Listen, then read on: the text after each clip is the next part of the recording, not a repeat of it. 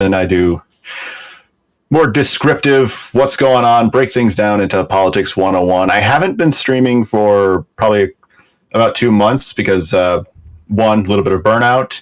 Also, I was breaking the cardinal rule of Twitch politics. I was doing real life politics. I know it's, big no-no, but took up some time. It is. All right. And where can people find you? Twitch.tv/North Countryman. Twitter is the same. And once I get my stuff together, YouTube. But that's down the road. Yeah. Miruti, happy to have you back. How are you doing? Thanks for having me. I'm good. Congratulations to Macron. I guess I am Mirutzi, or you can just call me Sarah or Rootsy. It doesn't really matter which one. You can find me at twitch.tv/Mirutzi. I have only been streaming for 2 months. But if you go to my page, you will find a link to the book I wrote that's on Amazon. So be a good capitalist and go buy my book. You will also find a link to my Twitter, which has a lot of rants about student loans on it right now. And that's about it. All right. Soyato, thank you for joining us tonight. How are you doing? Hey, pretty good. I am Soyaddle. That's like Seattle, but take out the C and add in the soy. I'm the centrist anarchist, the moderate leftist, the anti-capitalist artist. I soy with you so you can soy at me. Hell yeah. All right, next guest, I want to thank him because he's one person that reached out to us, to me and Dylan, basically to offer some real advice and now some concern trolling. Revolt Rise, how are you doing? I'm well. I'm glad to see you guys are doing well as well. Good to be here. I'm Revolt Rise. I'm a perpetual chatter and little else. You can find me on Twitter at Pro and Hendrix. All right. Corey Campbell. First time on the show. Happy to have you on board. How are you doing? I'm doing well, thank you so much. And also thank you, Danabo, for reaching out. So my name's Corey Campbell. I'm a leftist scientist. I'm a PhD candidate in biochemistry. I do science streams. I do a once weekly fitness/workout stream. And amongst other, technically I'm a variety streamer. You can find me at twitch.tv, Corey Campbell 84. I'm on Twitter. It's Corey Campbell. And also, I have a question for Montreal Player, who I'm assuming is from Montreal, which is where I'm based as well. Good guess. I don't know how you did it. I know. The science pays off. That's what the PhD prepares me for. Oh, the science, just putting two and two together. What's your question? That you are, in fact, from Montreal. Oh, that was it. Yeah. Affirmative. Well, likewise. Wow. Doxing people. Don't dox me, bro. I'm not really in Montreal. That's the weirdest part. No. Half-Baked Takes. How are you doing? I'm doing great. Thank you, Geek, for having me back. I'm Todd from Half-Baked Takes. You can find me on YouTube, Twitch, and Twitter. Todd from Half-Baked Takes. Let's get into it. Hell yeah. And Montreal, I wanted to wait so you could like eat a little bit, like finish your dish. How are you doing? I'm all right. I was a little rushed. I just finished making dinner for the family and ate on the go. But my name's Montreal Player. You can find me on Twitter, Montreal Player. You can find me on Twitch, Montreal Player. It's spelled the way it sounds. What am I? Localist, father, entrepreneur. I like to come here on Twitch, meet random people, get their perspectives, and make jokes. Yeah, that's it. All right. And last but not least, the champion, the conservative main boss, who needs no introduction. How are you doing, CTV? Mr. Geek, I'm doing pretty well tonight. It looks like we've got a lively round of guests for tonight's show. We've got Half-Baked Takes looking like he's straight out of a fucking 90s music video, right? Like, what the fuck, dude? Right. Speak. Just because I mentioned you doesn't mean speak. Shut the fuck up. The champ's talking. Now, and then we got motherfucking Corey Campbell over here, right? Talking about fucking, his degrees and coming out and being a bookworm and everything. I don't know. And then shut up. And then Docs and Montreal Player, right? Like, come on. Like, you just fucking showed up. right? We got Nothing's Rootsy wrong. down there. We got Rootsy down there looking cute with a Monopoly game in the background, right? And then we got North Countryman complaining about a headache. You're right. Nobody gives a fuck, right? Revolt Rise coming out of chat, right? To actually fucking talk tonight, right? Fucking wonderful. And of course, we got Carl, right? We all know fucking Carl, right? You can't touch this, right? That's what was the fucking the fucking what are those pants called? The Parachute pants. The parachute pants, my that's man. right. The parachute pants out fucking standing. We got a lively round tonight. Hopefully Danabo's on point, right? And if you're talking about Danabo, you obviously want to talk about Shell Shock CBD promo code Danabo for 10% off, right? Danabo, hopefully we're on board with the fucking questions tonight, and we're going to have an interesting fucking go at it. I've been at the pool all day, soaking up some sun with the Wolf of Corn in the Speedo, right? Because, summer's back, bitches, and it's time to fucking get the sun out. That's right. Half-Baked Takes up there. Can't rock a Speedo himself. I understand, bro. I understand. You're a little jealous, right? Your girlfriend's looking, though. Don't worry about that. Anyway, that's it, Geek. That's it. What do you got? Yeah. So before jumping into it, I'm going to go over the rules really quickly. First of all, no attacking of immutable characteristic. Nothing TOS, obviously. We don't all want to keep our platform. What else? Try to interrupt as least as possible. I know that sometimes, you have to jump in and everything, and that's not really a good time. But don't try to not be annoying with it. As for the show, it's going to go one fun topic, one serious, one fun to end. During each topic, you're going to have opening and closing statement. During the opening and closing, do not interrupt. Basically, you will this is your time to speak freely. So even if you address, you can address it either later, the last time you can address a topic is during the opening of the next one. What else? When I speak, no one else speak. If you hear a French accent, shut the fuck up. And I'm if here you to don't- moderate.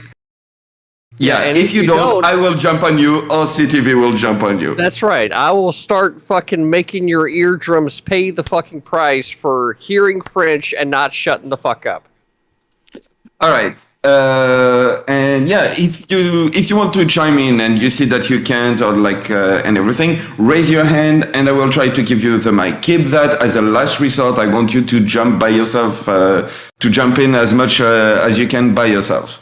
Is there anything else I forgot? I don't think so. yeah. Did Half-Baked Takes get an intro? Yeah, he got one. I Yeah, did. Geek- Don't worry. It was Yeah, short. It was sweet. It was definitely short, no doubt. That's what she said. Geek, there's one more thing. For 1,000 unicorn dicks, I will actually eat a unicorn dick tonight. Okay? All right. Yeah, just so people know. You got genuine unicorn dicks on hand? That's great. Dude, I got unicorn dicks. I got a shipment in. Man, I right? wonder how Do you have a unicorns guy? got- Okay. Do you have a guy for it? French. Everyone's got a unicorn dick guy. It's fucking French! Shut up! Exactly. So this is what will happen if you don't shut up when I'm speaking. All right. With that being said, let's jump into the first topic, which for once, I'm interested because this is something I care about. Danabo just released a YouTube video called The Real Failed Industrial Complex, where he stated that people at less than 1K viewers are small streamers. What viewership level do you view as no longer a small streamer? Is viewership the most important metric for a successful stream? So yeah, he just corrected the real failed streamer industrial complex. So yeah. I'm going to post the link of the video in my chat for those who haven't seen it. I would highly recommend it. Don't agree with everything, but yeah, curious to have your take on that one. So let's go with with basically intro statement on that one. Let's start with Soyatel. Hey, I'm a small streamer. Everyone else is a bigger streamer than me. That's my first perspective. We'll get to that later when we talk about experts. But if you've got partnership, then that's you're not really a small streamer anymore, are you? Like, you have a contract, a private contract that you can't disclose. You're in the system. You're getting paid by the man. Are you really? Well, maybe you might be a small streamer, but you're not insignificant anymore. Affiliate's pretty easy to get. I don't know what the levels are. 100 viewers, that's pretty good. Like, if you're a 100 viewer Andy, I'm not going to scoff at you. I get 2-3 viewers. Right now I got 2 viewers. Go on with your bad self. If you want to say you need 1,000 to be a big streamer, well, that's like some elitism. That's it. I'm too normal. All right. Half-baked takes. Oh God, it's gonna sound like I'm sucking Danabo's dick, but like he's 100% right here. It's like we're probably all gonna be fucking small streamers. I really don't consider myself a streamer as is, probably because I know I'd be a fucking 5 viewer Andy as it would currently stand. But like most people don't have the time to really stream the way that you need to be a fucking 1,000 viewer Twitch streamer. So it comes down, I think, if you have the resources and the means to do so, and you're trying to do so, and you fail at that shit, then you're a fucking failed streamer. But I do like where Danabo's coming from. A lot of people on this platform get big old heads as soon as they get like 20 people watching them. So I'll pass it. All right. Revolt Rise. I think in terms of being a pro streamer, it comes down to not like what you make, but what you get to keep. So I don't really care too much about viewership. I'm going to go by dollars. And I think that like once you're making, I'd say probably like 50,000 a month or so. Like that's when you're a big streamer, and everybody under that's in the working class out here in the salt mines with us grinding it out. Right. North Countryman. Okay, first things first. Cat on screen. Let's, Cat. It's the internet. We have to give deference to cats. Honestly, I would agree that if you don't have... I wouldn't use the viewer count. I would say if you don't have enough to pay your bills, then no, you're not. Or you're not doing it full time, then no, you're not a big time streamer. But honestly, I don't care about big versus small. Like I don't even in this community, like I never consent to being on the tier list because I don't care about that. I only care about where I am now versus where I was. And honestly, I think that's just the better way to go about it, because your step 5 is different from somebody else's step 500. So doesn't really matter to me. All right. Miruti. Yeah, we're all fucking failed streamers. Everyone on this fucking platform is a failed streamer, except for CTV, Mr. Geek, Danabo, and Dylan Burns. And that's because 3 of those people are related to Hippy Dippy, which I really want to be on one day. Well, I guess all 4 of them are. And the other one just kind of reminds me of my drunken uncle from the Midwest, although he does have a Southern accent, not a Midwestern one. So yeah, fuck everybody. I'm here to play the role of condescending twat, and I'm gonna be a condescending twat. You're all fucking failures. All right. Montreal player. Honestly, psychologically, I think it's 100 viewers concurrently. I feel like you found a formula that does something. Also, maybe you're consistent or something, which is something I can never do. Anyways, but I think the real metric, the only metric that really matters in whether or not you're a big streamer is how many models of capitals is Lauren Southern sending you. Okay, it's the only possible metric that I think matters. All right, and there's only one person on this panel, okay, who can be considered a big streamer. All right, there. All right. Have big takes. You already had me, Geek. Don't worry. Sorry. Curry Campbell. Yeah, so I would largely agree with Danabo's cutoff of 1K, but I think it's obviously all relative. For me, myself, I'll consider myself, a big streamer if I consistently hit double digits, given the fact that I'm a failed streamer. I only feel like I've made it once I've hit, 10 plus. But I think, it's fair to say a lot of it is ego driven. And I think once you reach that milestone, I'll probably want more. And that's why I think even the top streamers, I don't think they feel, unless you're like number one, there's always that cycle of, more and more that can probably spiral out of control. But I think, like, I'm a failed streamer, just like everyone else, and I'm hoping to not be a failed streamer, but I don't pin my hopes on that. I got it. And I got it. CTV. Oh, CTV. Oh, Carl, you haven't went? oh, I did go, but I was jumping in early into the ring. Oh. He's really excited down there. You gotta like it when the little streamers get excited, right? Now, of course, right? We've got fucking CTV and the millions and millions of fucking CTV fans, right? That are obviously all out there cheering now that their champion is talking. So, let's understand the topic, right? What constitutes a failed streamer and what constitutes a non-failed streamer? I have no fucking idea.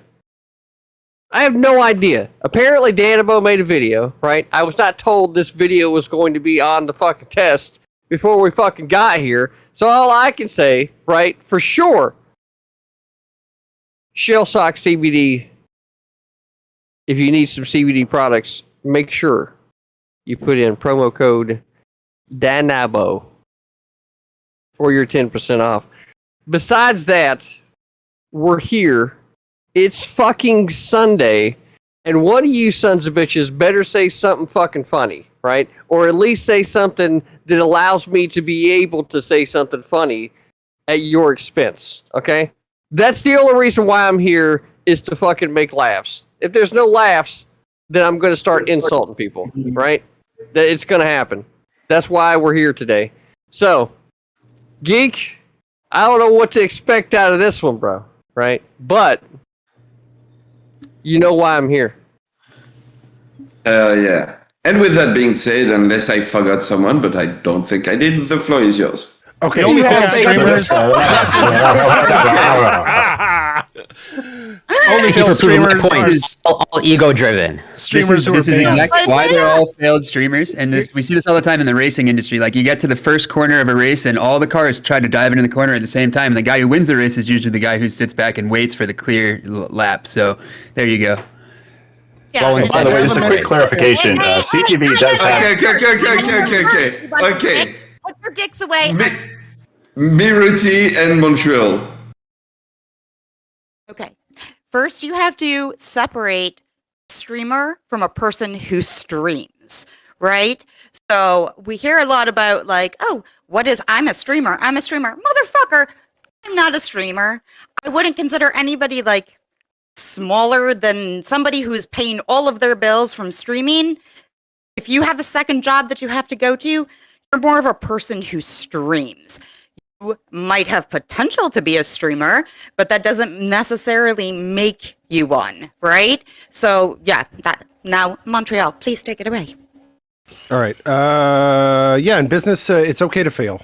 In fact, it's a part of doing things. The biggest successes will start with a bunch of failures. All right. I'm going to tell you, here's my metric to know if you're a failed streamer. When you start saying, I guess maybe there's three of them, but these two things definitely. Okay. Oh, I'm so sick of the drama. Why is it so much drama? Why don't we do any more serious content? Boo hoo. When you start crying about that, it's because you're so upset because you failed. All right. Number two. All right.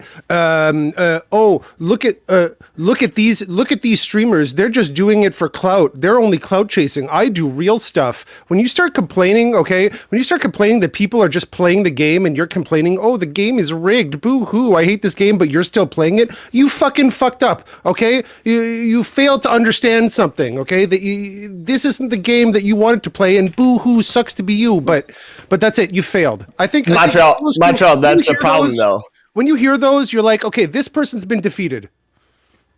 The problem is that motherfuckers think Twitch politics is literally like them doing politics and not its own community of people like trying to clout chase and to fucking piggyback off each other and take advantage of the drama, because at the end of the day, this is fucking entertainment. We are sitting trying to entertain an audience. Who says This is it's honestly closer to a entertainment? D&D campaign than real life It's not anything politics. except what people tune into. Okay, and just unfortunately, people tune into these things, okay, that aren't of the noblest of intentions. All right, but that's your thing. It's like getting mad at that is like getting mad at the tide coming in. It's like getting mad at the sun coming up. Okay, it's just a force of nature. It just happens. All right, and you happen to be sailing in it. Sorry, Exactly, and you got to accept that. I don't believe that Wait, anybody I thought the thinks- tides were part of God, not I nature. don't believe that anybody who has said the words, I thought this was about real action and mutual aid and drama sucks. I believe they're telling the truth. Right.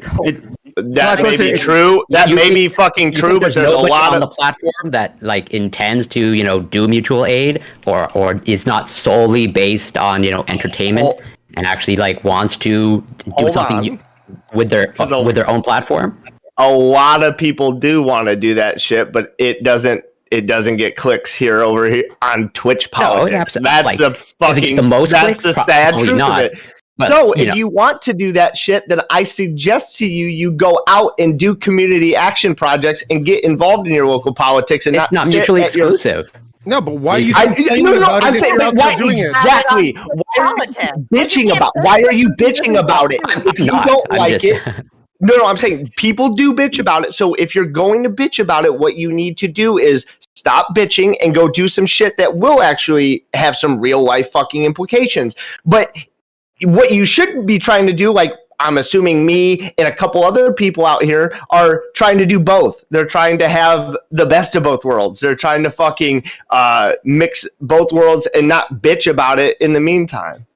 I just want to meme, but like Twitch politics is closer to office politics than it is electoral politics. Like that's like understood. Obviously, there's exceptions. Like IRI is out here grinding away doing like the C-SPAN sponsorship gig, but like other than that, like it's we're here for the memes mostly. Exactly, but that's why I love IRI. Yeah, there's certainly that aspect to it. Doesn't mean it has to always be that way. Like there's no reason to believe that if this is its current iteration on Twitch, that it has to be this way and it will be that way forever. Platforms evolve. Like early days of YouTube, very different than its current iteration.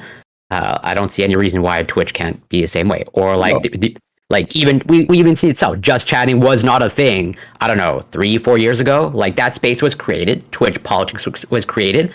And like sure, as of right now, it's probably very meme based, clout based.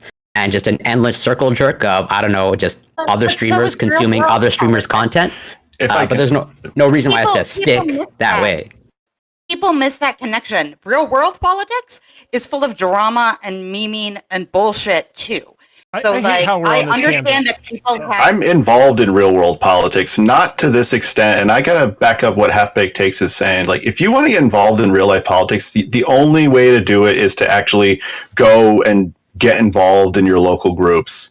And that's it. Yeah, you can have, a little side thing, but honestly, that's just going to be a tiny little speck on what you're doing. Like the former mayor of my town was a YouTuber. He got his ass kicked because nobody liked him. Why does this make you a real streamer? Why does this make you a real streamer? Recognizing my greatness. Is Bernie Sanders a real streamer? He's really successful in politics, and he has a Twitch channel, but would you call Bernie Sanders a real streamer? I would quibble about the successful in politics part. He probably doesn't even know the term himself, to be honest. Or is he a person who streams? Because there's a difference. Oh, that gatekeeping is nonsense. No, let me take that on, Rootsy. I mean, this is kind of like, I see this in the video games industry. I personally think this is garbage. If you want to make a video game and you sit down and you start to make something and you make something that you can play, you can show to your family and friends, you are a video game developer. If you support the game, if you help the company stream the game, if you do anything to promote the development of that content, you are a video game developer. And so this distinction that you make between, I'm not a financial analyst, I just look at stocks is kind of the analogy. I mean, you might be unsuccessful at the stock picks you make. Don't you think that there's a difference between a financial analyst and a person who looks at stocks?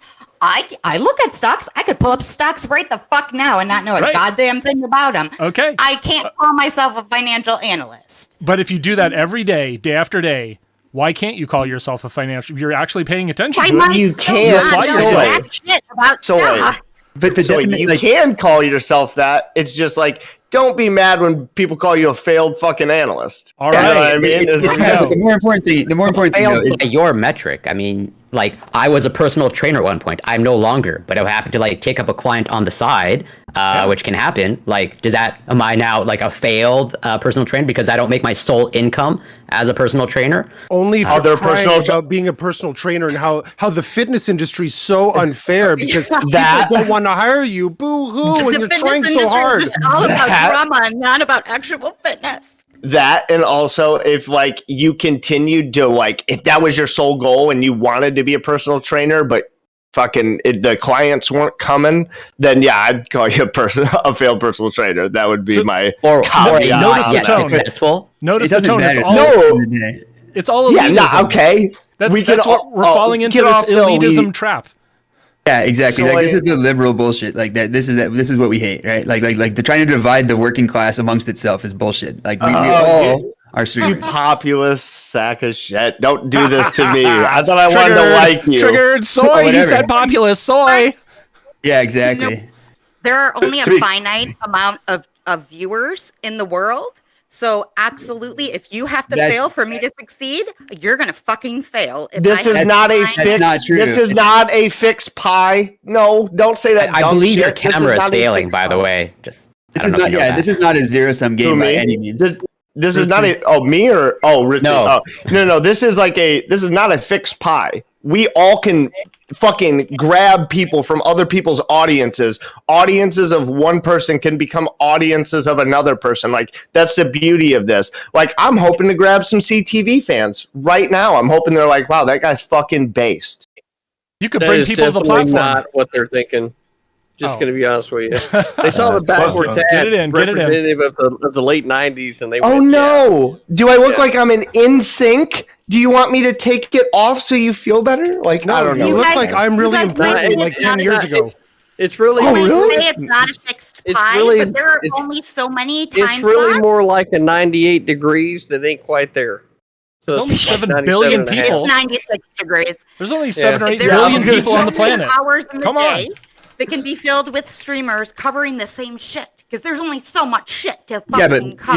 you can be subscribed to multiple people, and I think we probably all are. I know I am. I know I sub to people that overlap in time No, slots all the we're time. not all chat whores. We're not all chat whores, Revolt. We don't all Yeah. just jump from one chat to another.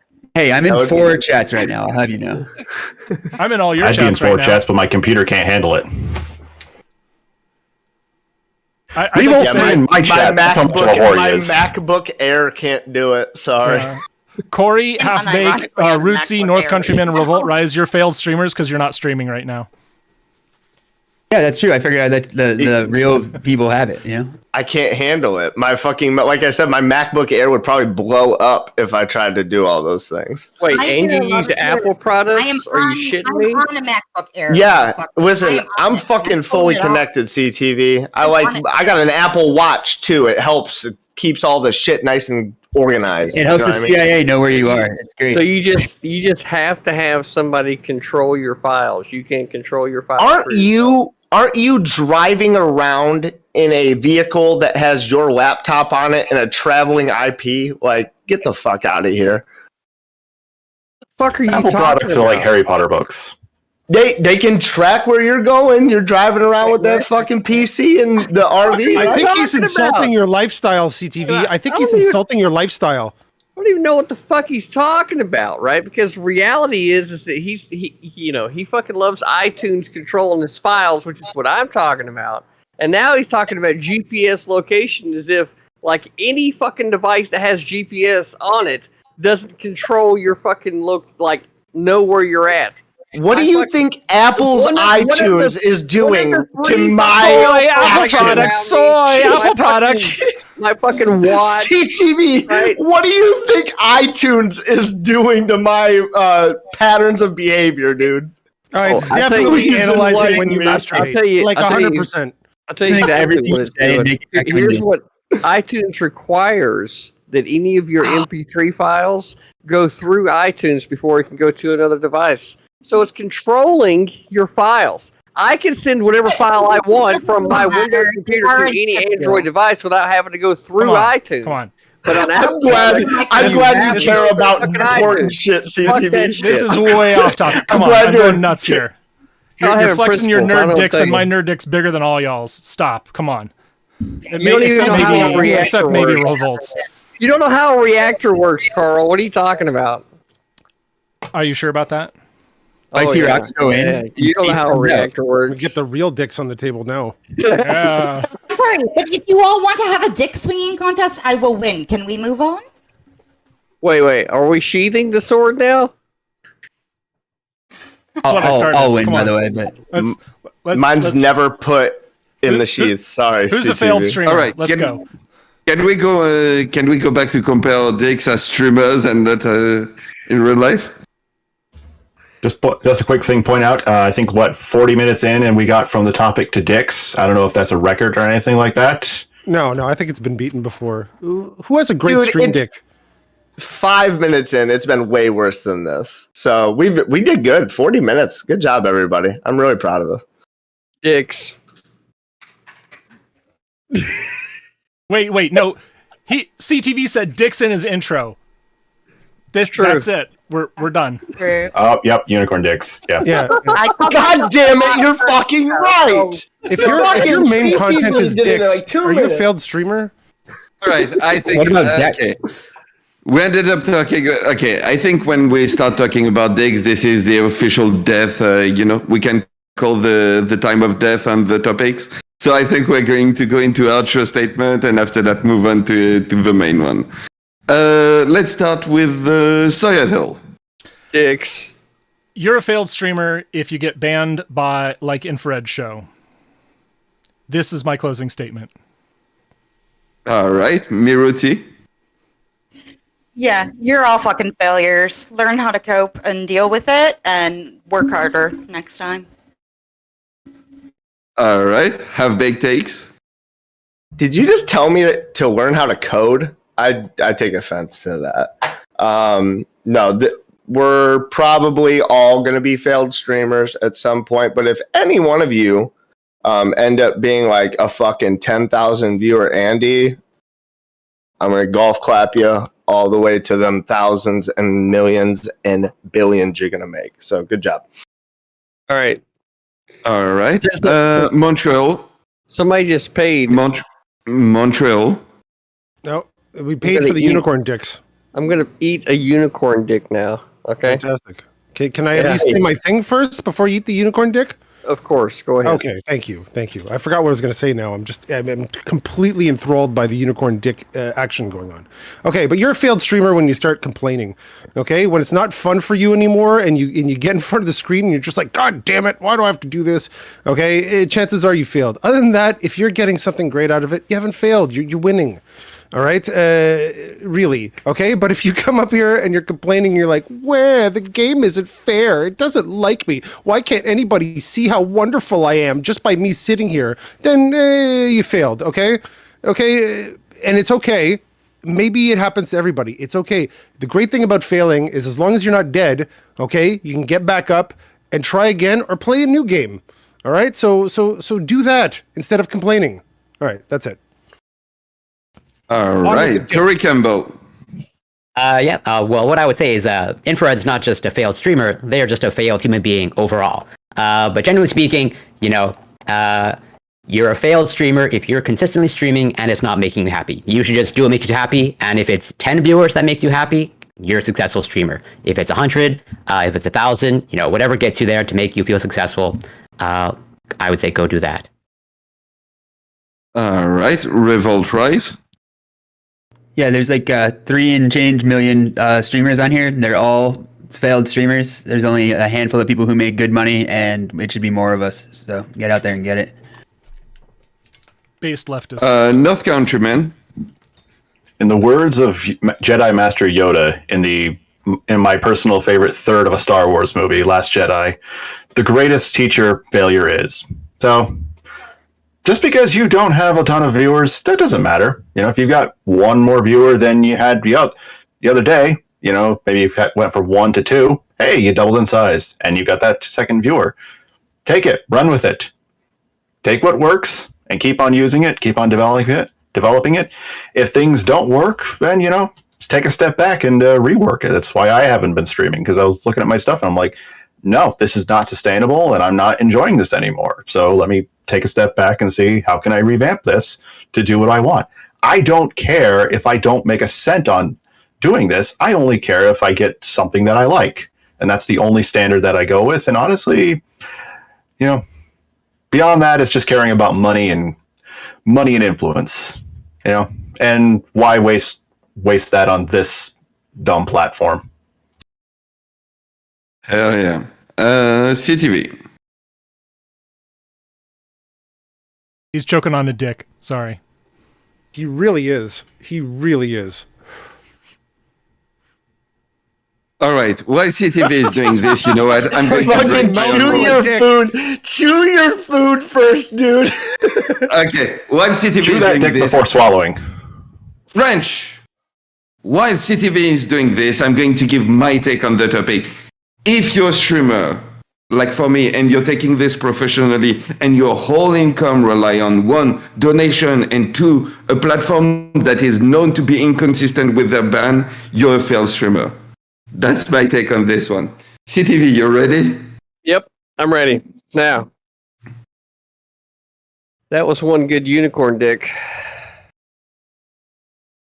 One good unicorn dick deserves another. There you go. That's true.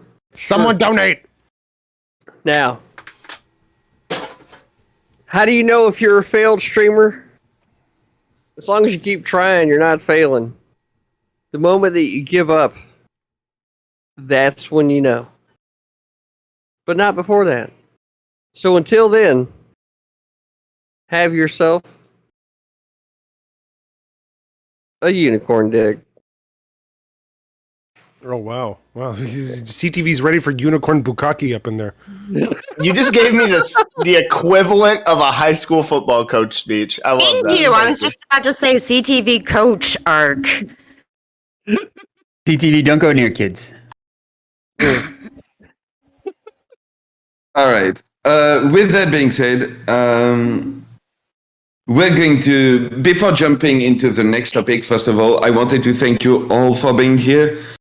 So everyone in everyone's chat, go follow our wonderful panelists, go check out their solo content and everything, what they do outside of like panels, because panels are one thing, but watching what they're talking about and everything on their own stream is always interesting. So yeah, go check out our wonderful panelists. And also, if you see these wonderful people on the screen, it's because they got an invite from Danabo, who's doing a wonderful work behind the scene. So yeah, go support Danabo as well, twitch.tv/Danabo. Check out his YouTube. He released a base video about streamers. And yeah, shellshockcbd.com, code Danabo for 10%. Support the lad. He 100% deserves it. Oh, Danabo. Exactly. With that being said, we're going to jump into the main topic. All right, let me try to find a way to read it. The main topic. Geek, I'm so excited for you to read this, dude. Let's go. Danabo even commented on how much you were going to screw this up. Geek, no pressure. Don't be a failed streamer now. Yeah, of course. He made okay, let's count. 1, 2, 3, 4 questions for one topic. Good luck with that. All right. Expert opinions. What constitutes What constitutes an expert? How do we differentiate? I hate him. How do we differentiate between experts I can't and let Danabo laymen? take the fall. I wrote it. I'm sorry. I can't let Danabo take the fall. I'm sorry. No, Expert it's still reader, for Danabo's sure. fault. He approved it. That's still his fault. All right. Okay.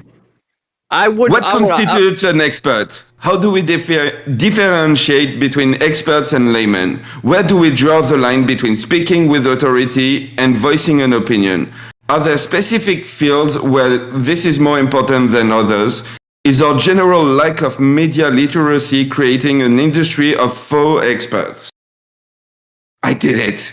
And with that being said, since you wrote the topic, Miruti, you start. Okay.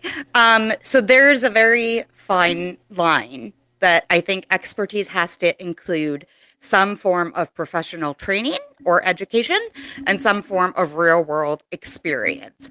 I wouldn't say that a 12th grader who did a science project on aerodynamics who might have actually done some real science and done some real research. I'm not going to get in a plane with them anytime soon, or a plane that they designed, because although they did the work, they're not the expert. Differentiation between what is an expert compared to like a virtuoso or a genius or someone who is born with an innate talent or innate gift. Expert implies like some sort of professionalism to it. And then finally, you have to differentiate between people who think they're experts but aren't actually experts, people who are grifting, and then people who are experts in one field, but they consider themselves to be what we call like galaxy brains, that because they've reached expertise in one field, they're now experts in all fields.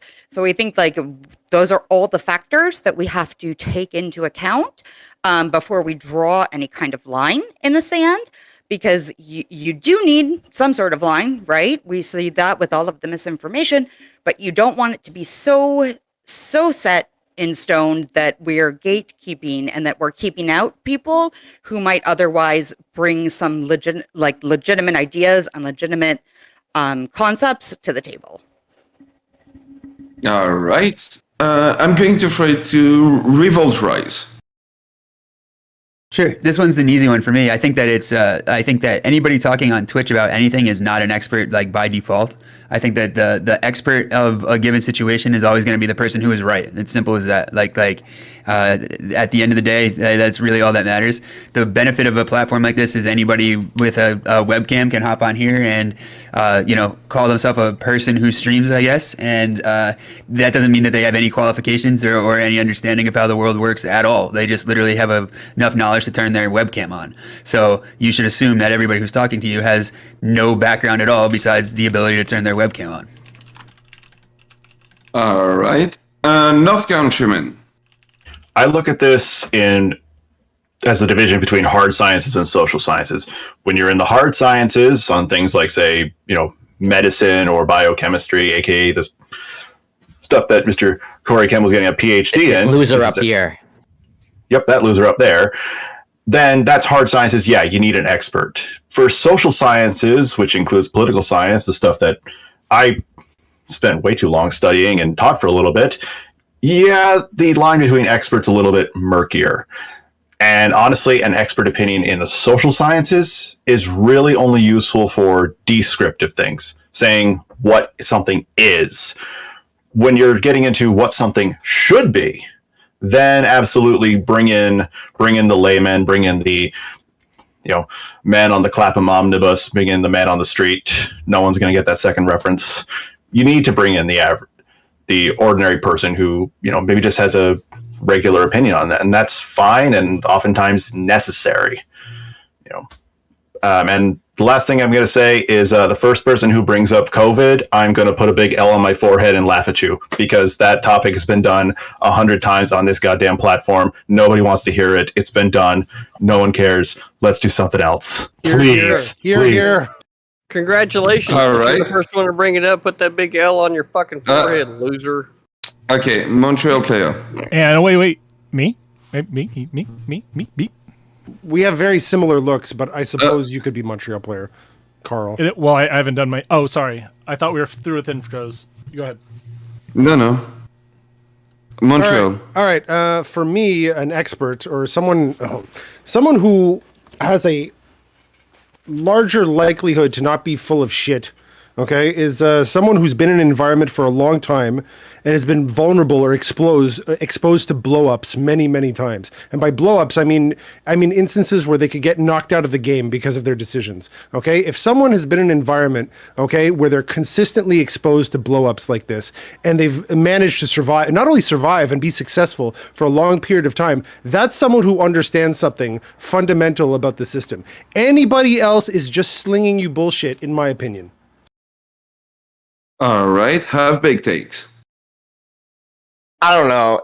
It's tough because it feels like anytime on one of these panels or when you hear somebody on Twitch Politics say like, "Oh, I'm an expert on this topic," it's typically most people are just going to cringe and fucking turn away at that, because it's like, are you really an expert on this topic, or are you giving takes that, you could be coming from like a solid background and from an expert opinion, but most people aren't going to take it that way, regardless if you state you're an expert or not. So I think what's important is like Revolt Rise said, it's like, are you giving the correct fucking take? And I know correct can be subjective, but when we're talking about facts, it's pretty quick. We can find the bullshitters in the group. So expert. We're standing opening. I have big takes.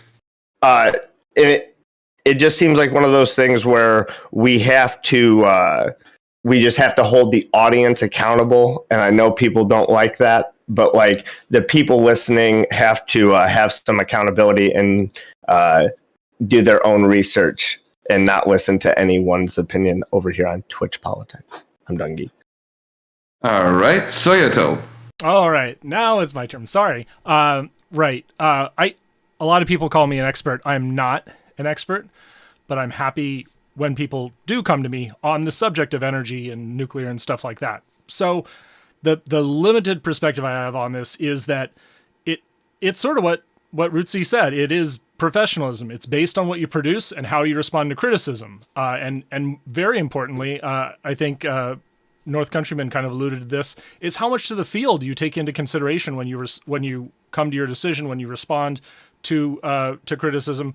And so that's really what to me defines an expert. It is you take into account the entire body of work for that field, and you don't lose your shit when someone calls you out.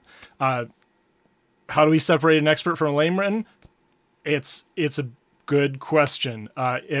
I think really it's that criticism and how you respond is a really good litmus test. In fact, Rootsy, when she said galaxy brain, great word for that is ultra-crepidarian. You could be an expert in theoretical physics, but then you might exclude 90% of the research on the effects of radiation, like Sabine Hoffensfelder did in her last video on nuclear. And I posted a giant old response to that because it really did not show proper expertise in addressing that topic. And she's got a PhD, so she should know better. Great segue to authority versus opinion. Again, you've got to not lose your shit on criticism and not just make shit up on the spot. Absolutely some topics that matters more, but not necessarily because they're more substantial, as the panel seems to say, but it's easier to hide opinions in obscure fields. And yeah, of course, the media is making it easy to make fake experts. There was a study done on stuff like COVID, like climate change, rent, trade, GMOs, and nuclear, where we see that there is this article balance problem because they will start pointing out the dumbest people on some of these topics down here: immigration, Federal Reserve, nuclear, and on the other hand, the media does stick to, official sources for things like vaccines and climate change. But it is really possible that we find ourselves in the bottom of a rabbit hole filled with nothing but crap above us, and you just got to dig your way through it. Thank you. All right. Curry? So this is a topic that is kind of near and dear to my heart. But there's the boring definition of what an expert is, of someone that just has comprehensive knowledge about a specific topic or technical skill. But I think what it comes down to, just how it works, is generally an expert is someone that you place trust in as a source of knowledge. And I think we see this play out. I even see this play out in my own life. Again, as I mentioned, I'm a personal trainer, and every once in a while I'll get approached at the gym. Someone, a stranger, randomly asking me for advice. They just kind of assume, based off of my physique alone, that I'm an expert in fitness. And same thing with my students that I teach in biochemistry. My students trust that I'm giving them good, accurate information about biochemistry. But I'll gladly take the L here because I already define myself as a loser. But when I start talking about COVID on Twitch, now everyone's an expert. Now everyone wants to come at me. Now everyone's the vaccine expert, even though I know that I know way more than them. Even though I know that I get just about everyone that talks about vaccines or COVID on Twitch, I get them in a first-year chemistry class, and I'll just watch them fumble around like a fool. And so I know that their expertise, means nothing. Here is where, ideally we rely on the good intentions and the good faith of people, where, they can be transparent about where their limits of knowledge lie. As in, I have no problem saying that I am not a vaccine or virology expert. But I talk about it because I know that I'm better than probably anybody on this panel and just about anybody else on Twitch, save for a few exceptions. And again, I have no problem admitting where I'm not an expert, because I actually know what it feels like to be an expert in a very niche topic, where the limits of my knowledge are clear, and I'm not actually comfortable, going around or exceeding my limits of knowledge. And so it's really hard to differentiate between experts and laymen, because I think it really just comes down to trust. And changing someone's opinion also just comes down to trust. Do I think there's a place where it's more important than others? Not really. I think it's we should have experts in ideally everything, including the soft sciences. I don't make this distinction between the hard sciences and the social sciences. And I think and in terms of the media literacy, absolutely. Even though this is the age of information, unfortunately, I also would characterize it as the age of disinformation. Academic medical journals, they used to be, on paper, sent to faculty members and weren't widely available to the general public.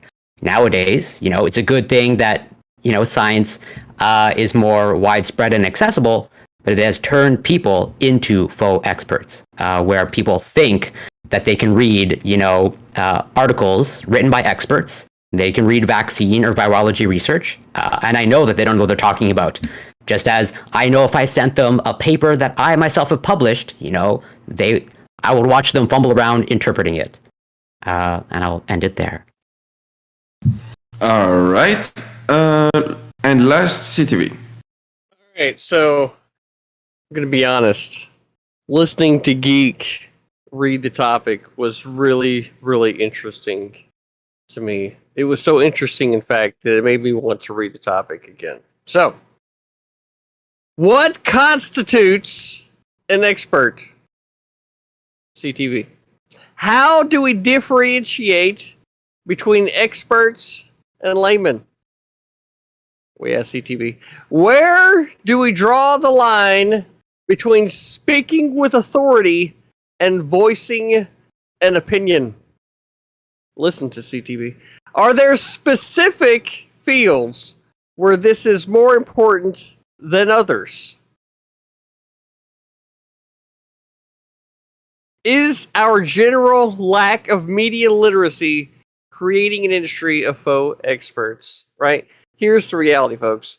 When it comes to people's opinions on Twitch, get to know the person. Don't just watch what they're doing on a panel, right? Go to their individual streams, get to know who they are as a person, what their life experience is, and understand that, right? Because there may be parts of their lives where they are, in fact, an expert, and there may be other parts where they're simply speculating, right? And the amount of trust that you develop with that, say, personality that you're interacting with on the internet will lead you to either believe or not believe what it is that they are saying. Doesn't mean that any of the information or content that you digest here on Twitch is any better or worse than anything on Fox News or CNN or fucking YouTube. That's reality. Everything that you take in from the internet or anything outside of your own home, you should always be suspect of, and it should always go through the lines of critical thinking that you should be exercising before getting involved in believing something. Now, that said, fuck you, half-baked takes. I don't know why you turned your hat around backwards, bro. You're not ready to go over the top, okay? And if you don't understand the reference, you need to go back to the 80s and find that movie called Over the Top, and you'll understand the reference, okay? Bye. All right, and with that being said, the floor is yours. CTV is old as shit. Half-baked takes. You said the one thing that made me, you probably saw it on my face, which made me want to talk about this. I do my own research. That's such a problem when it comes to fake experts because so many people don't even know what research is or how to define it, let alone do it. People are doing is fucking Googling, and there is a big difference between those two things. Doesn't matter how much research you do. If you make decisions, okay, and they end up kicking you. Doesn't matter how good your research is. You've clearly not understood something about the system. Okay, sometimes the system has a bunch of the system that you're trying to analyze has a bunch of things that fall outside of your models, outside of your study, the purview of your study, right? And then you go if you're an expert, no matter how good your research is, you tell people what to do, okay, or what they should do, or counsel them what they should do, and you've never passed through the filter, okay, of getting eliminated if you're full of shit, or if your prescriptions are not going to fit the environment, then your opinion is just as good as read it off, watches one YouTube video. How does that make anyone an I expert? think part of the like if you want to say that, you know, there's certain people have more complete models than others, isn't there just going to be someone out there in the universe, like some alien's going to fly out from outer space and come down and say, "Ha, I'm the expert and you didn't consider this." All models are incomplete. Your thinking should be starting at this basis right now. All your models are incomplete. Would you not defer to certain people in their field? If you have a brain tumor, are you going to an oncologist or are you going to a neurologist? I'm literally asking you that question. And this is why I threw the hard science versus soft science distinction. Yeah, so you have an issue with that. North Countryman. Yeah, most people, I agree with you 100%, but a lot of people get hot and bothered because then you're saying like, oh, my degree doesn't matter. It's like, no. Yeah, no, your degree doesn't matter though. Like that's the thing. I have those degrees. Yeah, I mean, so do I, but it doesn't matter. Like you need experience and you need to be right. Exactly. Nothing else matters. But all that matters is what you're saying, though. Like, hold on, really quick, Revolt Rise. Like, you don't even need experience, I don't think. I think if you're saying the right shit and if you're giving, like, facts, then I think that this is... How do you determine who is right? Like, I'm getting real bad at echo, my bad. Yeah, well, that's definitely a you problem, Half-Baked. But the problem here is that whenever someone is speaking from a place of non-experience, then I don't want that person's experience. I want to speak to the person who taught them, right? Because they clearly are just regurgitating something else that somebody else said, because true wisdom is learned through experience. Okay? Experience isn't expertise. Those are two different things. No, but that's how expertise is passed down. As in, it starts generally with, whatever the discipline is, and it just gets passed along, as in, the knowledge that I've gained in my very niche field of expertise, like it came from other experts, and which then in turn came from other experts till whatever we could trace it back. Don't you find that means your opinion comes from essentially an academic circle jerk, right? Because think about it. No, absolutely. Think about it. If it's just if it's a circular like ring of people who constantly like approve each other's like work and stuff like that. How does martial arts work? Is that just a martial arts circle jerk? Yeah, no. You go to war, you fight. If you get killed, okay, then your martial art doesn't pass on. If you don't get killed, then you pass on your martial art. If your martial art has been through many wars through centuries, okay, chances are maybe there's some fucking knowledge in there. Okay, well, if it's a bunch of senseis going like, yes, you do technique right, it might be bullshit. Right. So since why aren't we all sitting in a cave jerking off right now? Right. Well, intellectually we are. That's true. Intellectually, we are. There has been some progress. There can't be 100% gatekeeping. And clearly there hasn't been, because we're all sitting here on computers and not in a cave. Well, but but that's not because people dreamt up fucking solutions, okay, in a classroom. Like engineers and tinkerers built things, okay, and then academics struggled to fucking explain it later. Yeah, but that's how innovation happens. This anti-intellectual arc isn't the best either. The thing is, you just want people to be right. It doesn't matter what your fucking experience is. Like I have degrees. Like you guys don't know that to mean anything though. Like what does it mean if I'm wrong about what I'm saying? Like it means means nothing. I agree with you, but then how do you determine who is right? Like you can't determine. That's the point. You probably rely on other experts. What you rely on is the evidence that's presented to you. Right. The people that speak the most intelligently, they sound the most professional, are generally the people that have the most most experience generally. But that's we have time. Generally, this is talking about on an capable average. of assessing evidence. Okay. Corey, and after that, soy.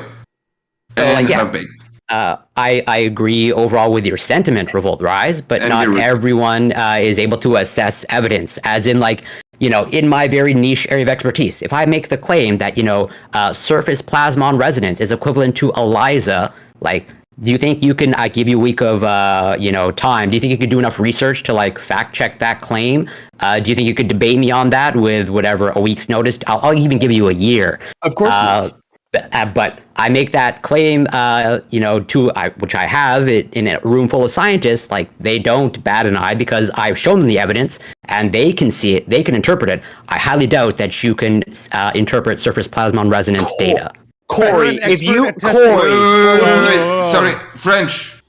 Okay, Soyatol, after that half baked, and Miruti, and after that I'll open it. Yeah, I can feel that we're coming to the end of this is because, the end of this fragment, but as Corey and Revolt are sort of discovering, is we don't have time to interrogate this as Corey challenged, but we do have layers and layers of trust. We have experts that we rely on because we trust them, because we've seen them to be reliable. And then we fold these into our new Rolodex, our new monkey space of who knows what.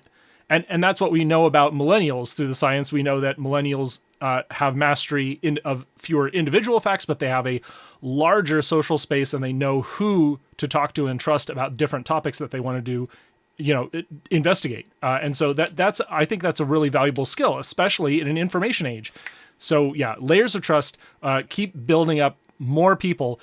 And while it is possible that we have circle jerks or academic, insular groups, it's becoming exceedingly easy inside academia to identify there's this climate paper and it has 50 citations to Mark Z. Jacobson, kind of indicates what circle of bubble that research paper is coming from, and that it might not necessarily be reliable because they've been shown to be a bad actor, to basically sue people in order to respond to criticism instead of responding in the journals. The only problem I have is I agree with you. It's important to rely on these institutions, or it's important to be able to fall back on expertise. But when it comes to one individual being an expert, it typically is tough because not only are they probably only going to be an expert in a very niche area, they're probably going to try to exemplify or not to amplify that and try to expand it to other areas. So I think you fall into that problem. And then also, I just think we've taken away the individualist aspect of this, where we expect people to check us on our bullshit. Because Corey, I don't fucking know if what you said is correct, but if I cared enough, I guarantee you, if I did the work, I could figure out if you were speaking some bullshit right there. Okay? I don't think we need to just go, all right, well, fucking somebody who sounded kind of correct is correct. All right, if you care that much, you need to fall back on yourself and go figure out if that is correct and find other avenues that have been proven to be correct and not just somebody's interpretation of something. I don't know who you said was next, Geek, but Is me. I want to push back against what Revolt said, that whoever is right or can determine from the way someone sounds whether or not they're right. No, they can't. I have on Twitch alone, I've had to describe over and over and over that you're not a therapist if you don't have a PhD. You're not a doctor. You're not a psychologist if you don't have a PhD. You're not a biologist if you don't have, you're not an IST if you don't have at the very least, a master's degree, right? And then to push back, I think North Countrymen about the soft science thing. I think that's where we see the biggest crisis of fake expertise. In terms of it's so much easier, right? So I'm not a lawyer. I have a master's degree in law, but I'm not a lawyer. I could sound like a lawyer. I could convince you guys I was a lawyer if I wanted to. I don't want to do that, right? And then finally, like the general like failure of respect, and I understand that like academia isn't perfect. Like, yes, experts get things wrong, and sometimes when they get things wrong, shit goes really, really fucking bad, right? But you can't throw the baby out with the bathwater. Like the person who has the most to lose when something goes really bad is the expert. So I think that's just something that like people are so quick to dismiss. That it's the expert whose ass is going to get fried. You really think it's the expert calling herself a psychologist? You really think it's the expert that has something to lose when the experts? It's the layman that has something to fucking lose. Yes, thank you, Montreal. It's 100. When the expert has nothing to lose, and they can basically go around. They can go around telling you their bad ideas, even if they're wrong. Be wrong. And then if be I'm a totally proven psychologist wrong, and and then step off and act like an expert later. Yeah, I think the person with the psych problem. Okay. One at a time, please. If I'm a psychologist. Okay, Revolt. Sorry. Be ready, finish your point, and after that, Revolt. If I'm a psychologist and get on Twitch and give somebody some bad fucking advice, and I actually have a PhD and a clientele, I lose, right? If I am some dipshit with a bachelor's degree who thinks they're a psychologist or wants to be a psychologist, it's on Twitch and give somebody some bad advice, I don't lose anything. Yeah, I mean, you guys benefit. The thing is, I think that at the end of the day, it's the patient that loses. Like anybody who's like seeking the help and needs the help and just getting it from somebody who knows what the fuck they're talking about is the one that's going to lose the most. But that's like neither here nor there. I think that like you and I forgot who else said it, but somebody else was just talking about being a scientist. And the point there is that like you benefit from a high jargon like bar, right? That basically gatekeeps your profession.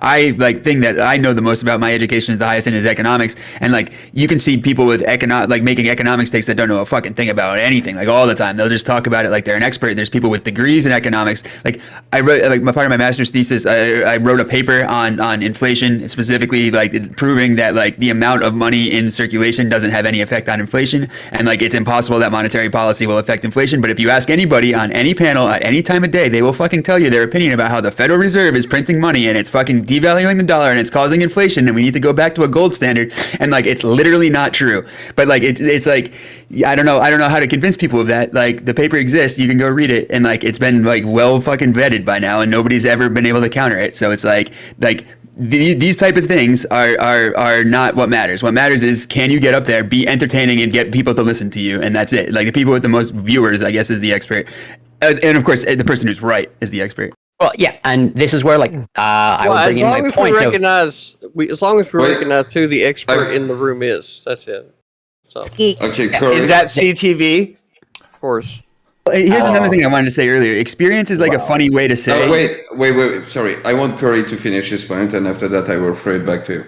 And yeah, this is where I bring it to my original point of like we not only require, we need and want people to be trustworthy in their domain of expertise, as sort of half-baked takes alluded to. Like, yes, it is certainly not uncommon for someone with expertise in a niche field to then start expanding, outside of the realm of expertise. And we that's why we want people to, be forthcoming with their limits of knowledge. As in, like I said, I have no problem saying that I'm not a vaccine expert. I'm not a virologist. And like my niche area of, biochemistry that I'm an expert in, like I do my very best to self-police myself and to make sure that I don't exceed that. Same thing as a personal trainer.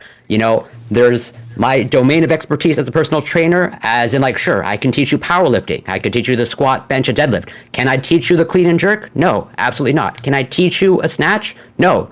And I'm not going to pretend that I do, but there are certainly people that I know, and this is why, like, the personal training industry, is rampant with, quote unquote experts, because it's not that difficult to, get a certification. Corey, we need good faith actors. Hold on, before Epic, hold on.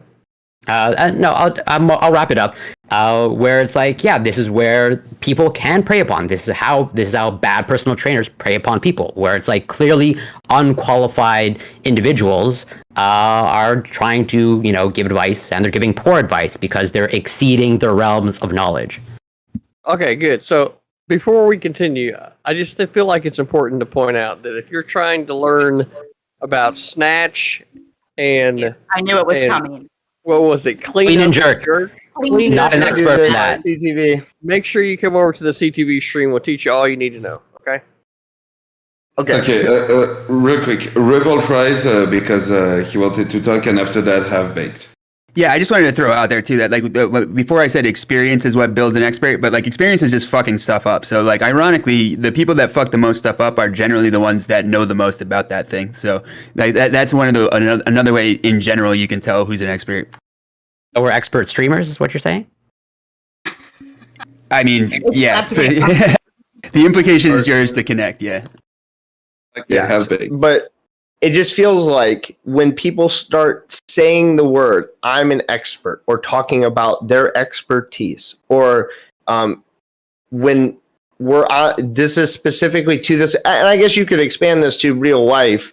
But I mean, if you're in a situation where you'd expect an expert to be there, and then that somebody can do this, then I don't think it's the same. But when we get on these panels like this, I do think it is incredibly fucking cringy when people talk about their expertise, and it just feels like you're selling something to me that I have to like vet. That's my problem.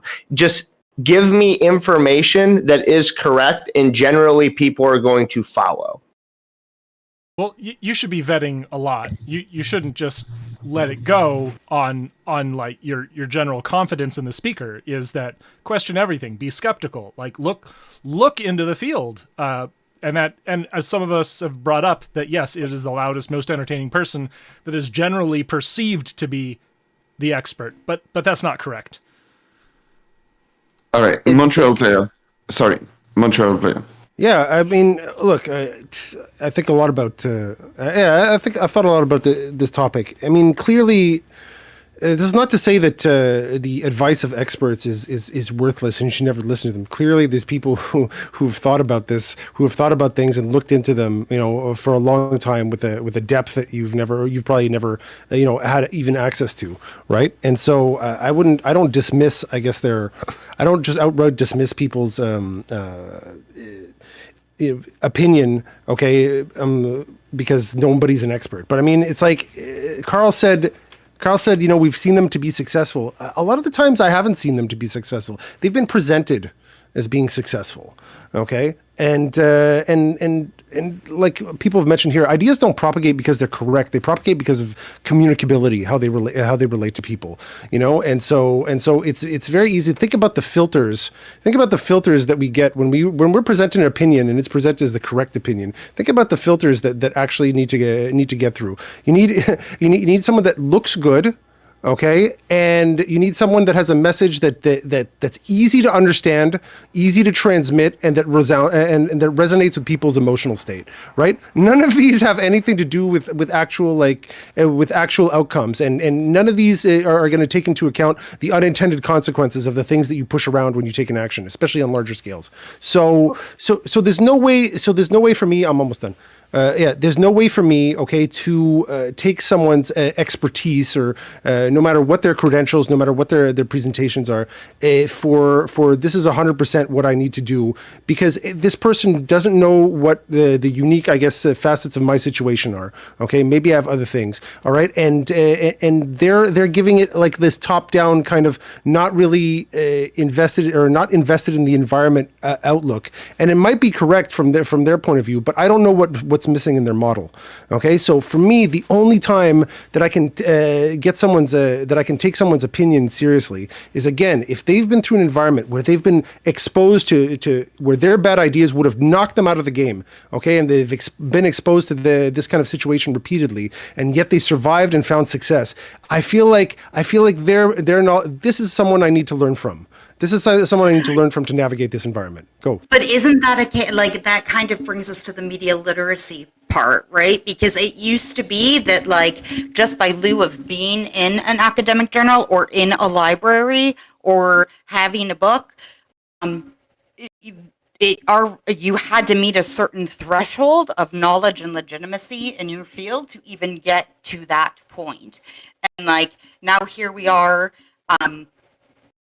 like all on Twitch, all willing to what our own personal ethics are, go to whatever extent it takes to get the clout. And how do we make sure that as people who stream, not streamers, that we're not propagating that that kind of like faux expertise, because it does have like real world harm. I know people think that it doesn't, but it does. Thank you for the follow. I mean, I think we're going to. That's the game, right? Like we live in the land of 1,000 lies. So you have to just like kind of filter what risks you're actually going to take, right? And shit, I had something else for you guys. Shit. Yeah, experts are all human. Experts are all humans. They fall to these like kind of human like traps and stuff. And okay, fuck it, I'm a loser. Okay, think about the fucking think about the COVID. Right, all the experts are telling us how to optimize for saving lives, for maybe healthcare stuff. Right, and then we're not really taking into account like the mental health repercussions of what we're doing. Okay, not making any judgment. That's not true. No, not making. Well, what do you mean? Okay. As in, like, the mental health aspects were taken into account, but like it's hard. Like, okay, but this is a much larger conversation. But yeah, this is a larger conversation. It's not like it was like completely ignored type of thing. But generally, I feel like a lot of the advice given is optimized towards 2 or 3 certain metrics, right? And whether or not those metrics are going to, we don't know the unintended consequence of what you're ignoring, right, in the future. So you don't really know. You're taking kind of an educated guess, but it's still kind of a shot in the dark, right? And giving you like a prescription for I guess an isolated set, so for an incomplete model. And so for me, it's like they're taking a shot in the dark, and it's also influenced. That's what was my point. They're human. It's also influenced by, they want a certain outcome. That's kind of the problem. We were saying about like all these opinions on all these opinions anywhere. You can pick and choose your opinions, but I mean it's the same thing with data. If you have an inundation of data, okay, it's just all over the place. You can actually you can kind of make the data say what you want, right? The more of it you have, the easier it is to do that. You're making a case for like a stricter boundary between experts and lay people. No, because I'm saying like, you're literally saying like there's a bunch of data out there that people can just manipulate. Okay, right, but the experts themselves are also humans, okay, and they can fall victim to these same kind of like emotional motivators. Yeah. Well, so to your kind of point, like the known unknown versus known. Well, I want to stand in for No, we don't know. In defense of data somewhere, right? Like in defense of data is good. Statistics are the problem. Yeah, but to your point, Montreal player, I think as you touched upon, like, and I think brings back to one of my original points of like this being the age of information, but also the age of disinformation, where like we have good science pretty much confirming that disinformation spreads faster than accurate information, and I think we saw that play out during, is playing out during these whatever COVID pandemic times. And this is where, yes, we want trustworthy experts or authority figures, and totally human beings are not infallible. This is why, the trust in experts is so important. Trust in, hopefully people that are actually trustworthy with good intentions is so important. And it's really hard to, hold people accountable to that because, we are trying to assess people's knowledge, and if you're not an expert and you're trying to assess, the difference between Dr. Anthony Fauci and Peter McCullough, Fauci. Exactly. See, can't tease out what accurate information is versus inaccurate information.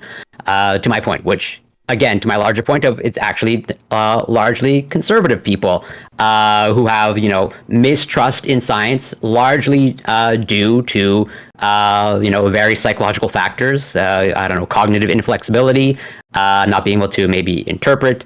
Now you're just being full of shit. I love you, CTV. I love You're you. I definitely love you. full of But shit. Daddy, hey, You want to say Daddy conservative Fauci people, can but talk the problem anything. here is like in the example when you point out Fauci did a lot to point out his own fucking hypocrisies from what he was saying versus what he was doing, right? And it was that example that made people not trust him. It ain't got a fucking thing to do with the science. It's got to do with the fucking people. So yeah, I don't disagree with you.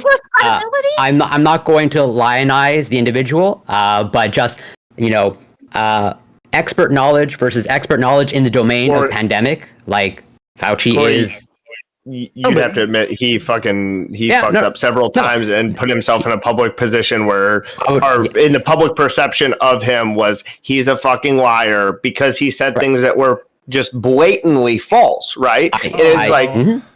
I don't disagree. No, hold on. The trust was undermined. I didn't say everything he said was fucking false. And I didn't say Fauci's this fucking big lie. The conservatives that freak out on this will point to his fucking clear lies and say, like, look, he's now a fucking liar for the whole thing. I agree with you. Half of those my are original contrived. point. Let's be we honest. want people to be trustworthy. He undermined his own trust, but since public trust fell, that's where it crumbled. That's the problem. You can't just say blatantly false shit and expect people to fucking trust you. I agree when with you you. say true shit in the future. No, but do you understand from his point of view?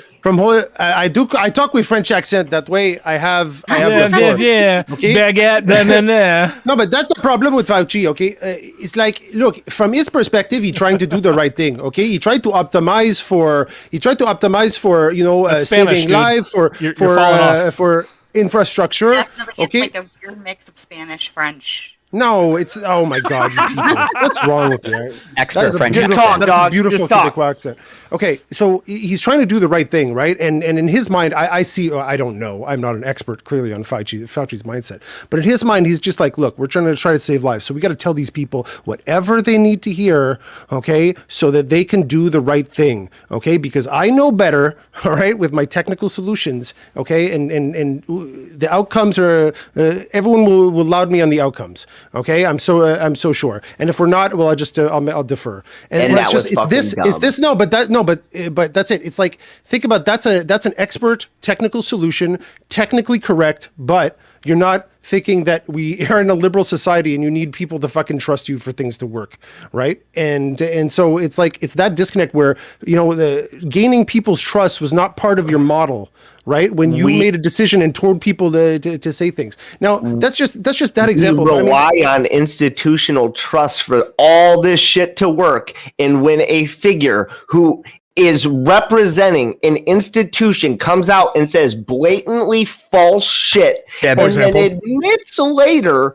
that he said blatantly false shit just so we can fucking for the good of everything, like he did with fucking masking initially. These lead to bigger distrust in institutions, which inevitably can lead to the fucking downfall of societies. So please stop with this bullshit where it's like, it's okay to lie sometimes. It's not.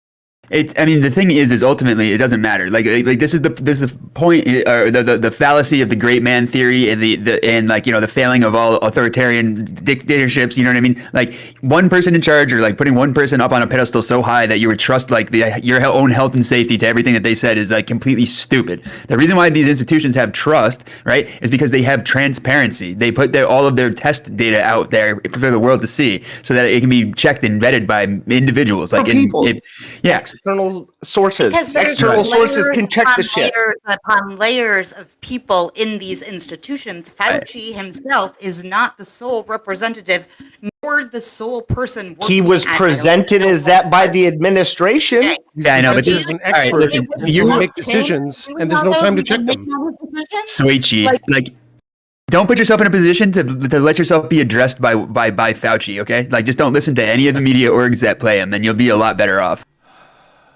Wait, but he's actually accountable. And man, I've looped on this so many freaking times. Is that Fauci's organization, the I forget the acronym, is basically, distributing billions of dollars for medical research. We have to take them accountable. So the director of that organization needs to be able to interface with the public. And the problem here is not that Fauci is an inexpert person, but he is communicating in very limited windows. And of course, some people are using that to take advantage of the situation and to actually paint things that he said incorrectly, to misconstrue his words and to misrepresent them. Things like the mask thing. Yeah, there's a good fact check on that. I had it up on my camera for a second.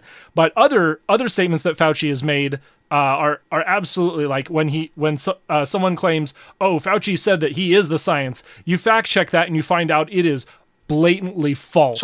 And Right. so there is misinformation coming. I agree with you. Just for this one person, you could apply this to experts across the field, and we could talk about literally anybody else but Fauci.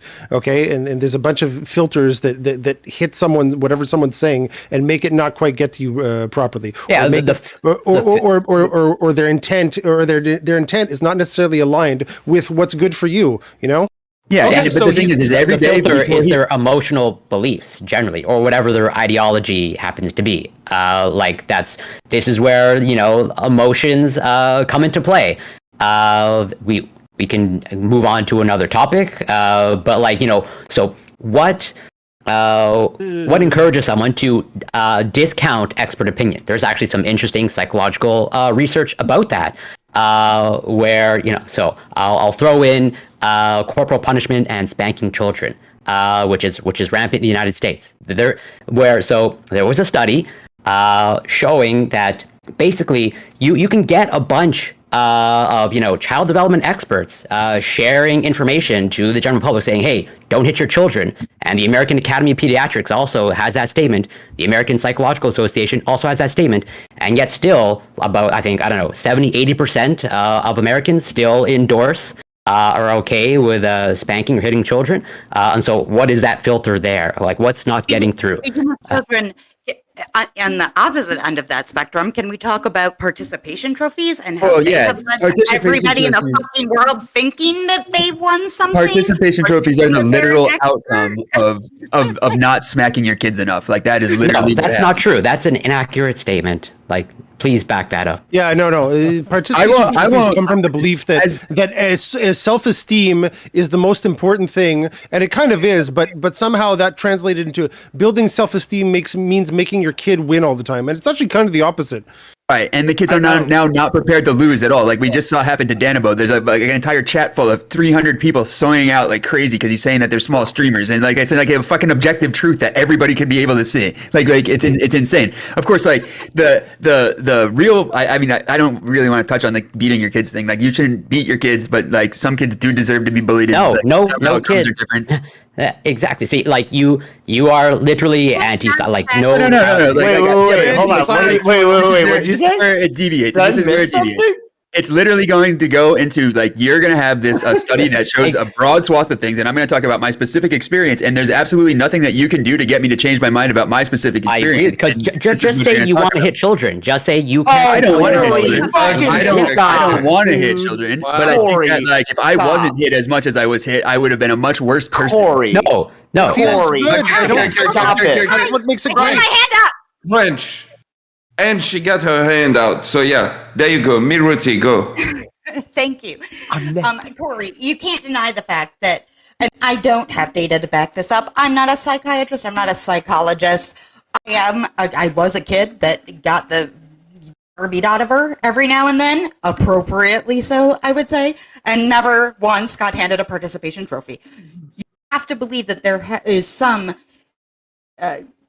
connection between this concept of like everybody gets a trophy and everybody's great and everybody wins with everybody's an expert. No, this is a Joe Rogan take. Who's an idiot. Everybody's a trophy thing is such a trope that wasn't even real life. Like I mean, like that was like a couple of years in California. Like you can't trust anything from California. Like I mean, it's bullshit. And I don't think I'm using it as a meme. I'm only memeing here, but like.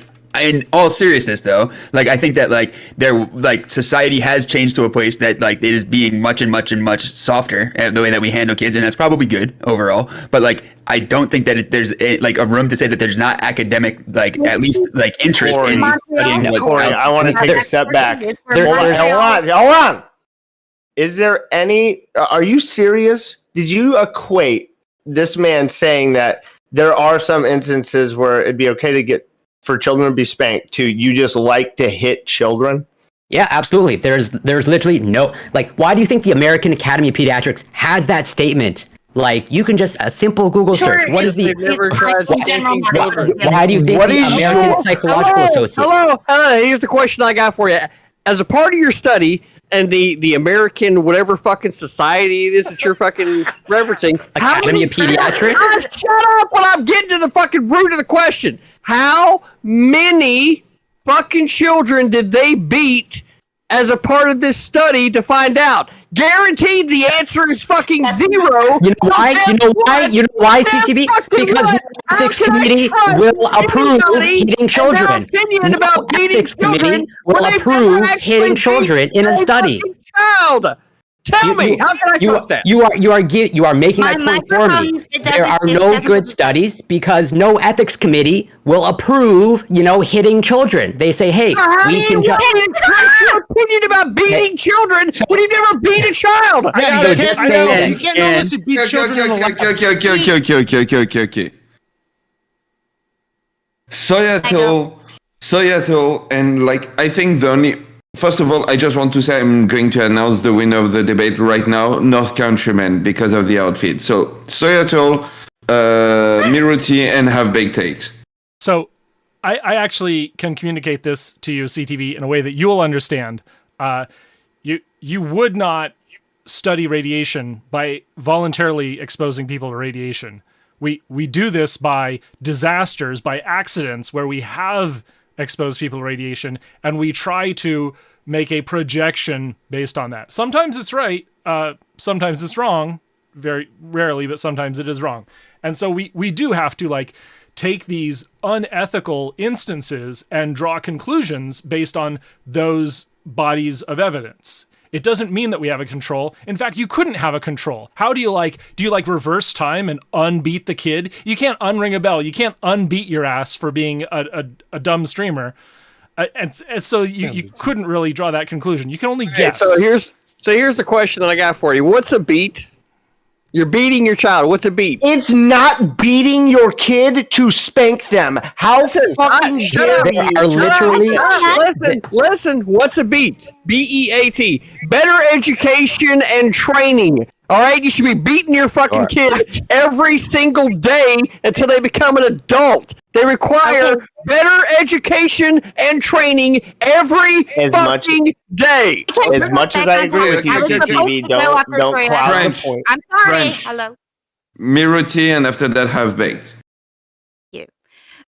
To bring us back onto the topic of expertise, I know not everybody gets a trophy, but my point is, and it speaks to Montreal's point earlier, that the people who experience trial by fire, who fail enormously and have a lot on the line if they fail, and have to deal with that and persevere through it and have the grit to pull themselves back up, is what leads people to become experts. Because it is trite, but it is true when they say that people learn from their mistakes. And if you're taught that, like, well, you didn't, it's not a mistake, you played hard, kid, so good job. Like, no, sometimes you have to tell your kid, like, this thing, it ain't for you, go find something else. 100% agree with me, Rootsy. But also, like, going back, like, my whole fucking problem, Corey, is that you equated fucking the beating of children with spanking. And So just there like are acting literally like articles titled "We know enough now to stop spanking or hitting." That include. I'm not saying yes. I'm not advocating that the bar is like don't throw haymakers at your child. That includes. can we look hold up- on? Can we fucking Good do? Lord, who's throwing haymakers at their fucking kids? Nobody, exactly. So Corey, Knock it till you tried it. Corey, can we stop? Because you are fucking blurring the lines I am not. between Like, spanking and throwing haymakers at your kids.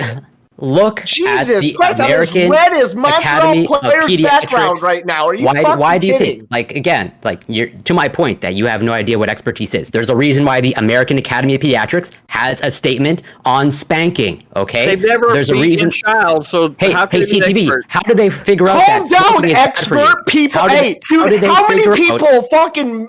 Oh, I think you're a fucking physical trainer. Your physique is so good, dude. Jesus fucking Christ.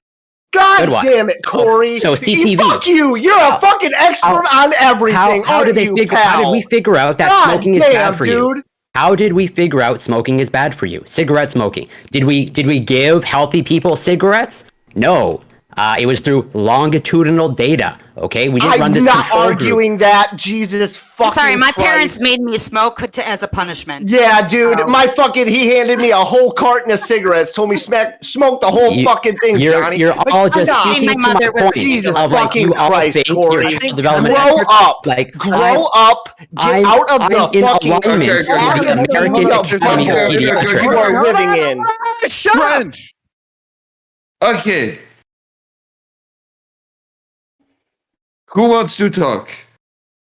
All right, Revolt, and after that, CTV. Thanks. Yeah. So this is like a perfect example of like exactly what happens when you're talking about like people who are not experts on stuff, right? Is that like you end up losing focus between micro and macro, right? Or in anecdote and experience versus what actually makes sense, like in macro terms, like for a broad swath of people, right?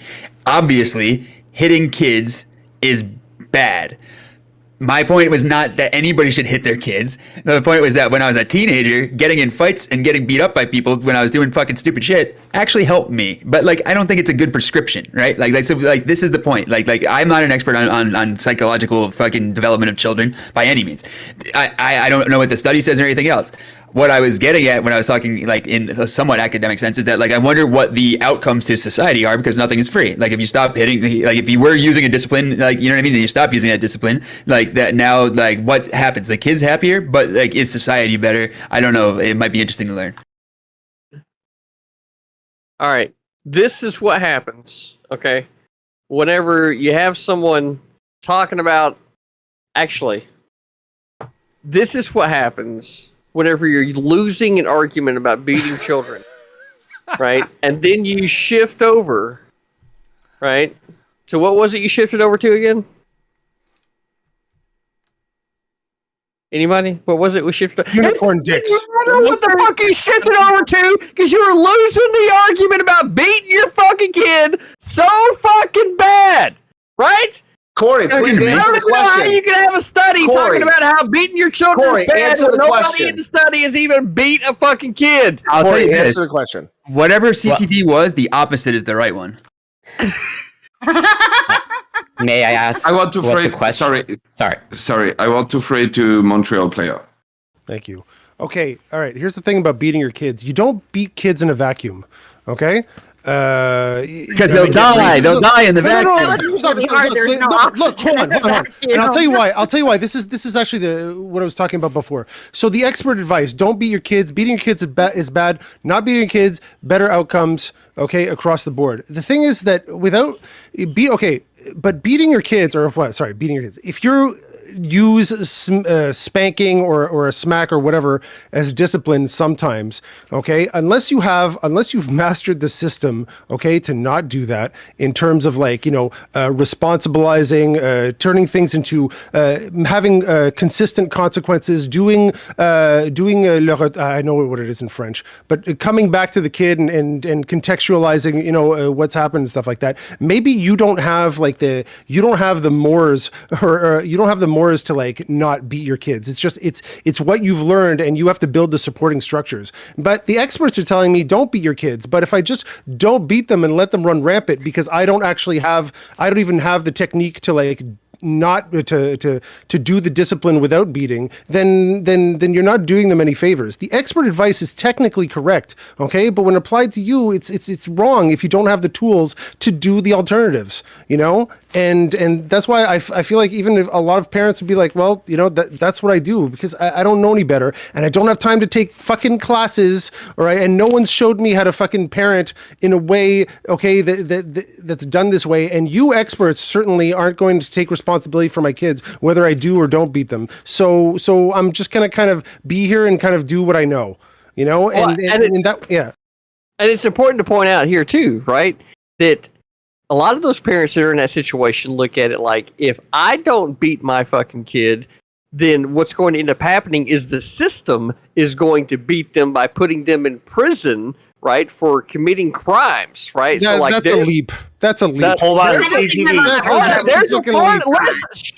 There's a part of it when it comes to parenting where they're like, either A, I beat my kid and show them why they shouldn't be stealing from the fucking store, or B, they're going to end up in fucking prison for stealing because I didn't do a fucking thing about it, and they ended up in the fucking system. Stop saying beat. Okay, First of all, The word I'm sorry. French. Okay, listen. The topic was supposed to be about experts, and we ended up talking about beating our kids. So before it goes any further than this, we're going to go into closing statement for that topic because I don't think I can hear any more of this. All right, let's start with Revolt Rise. There's no experts on Twitch, and I am really proud of you guys because somehow we managed to talk about kids and didn't bring up dicks at all. So good job. Oh God. What? Sorry. sorry, was that me? I didn't hear. Yeah. Okay, apologies. Well, so I don't know what I should give a closing statement to, but I think you all prove my point in terms of, and also I think Soy's point of like, what is that filter? As in there's experts saying something. There's a mountain of evidence showing, hey, don't hit your children, don't spank your children, don't lay a finger on your children. And now there are people who apparently are child development experts saying, hey, where are the studies showing that, if you beat your child, or show me the study where they actually intentionally beat their children. Yeah, good one.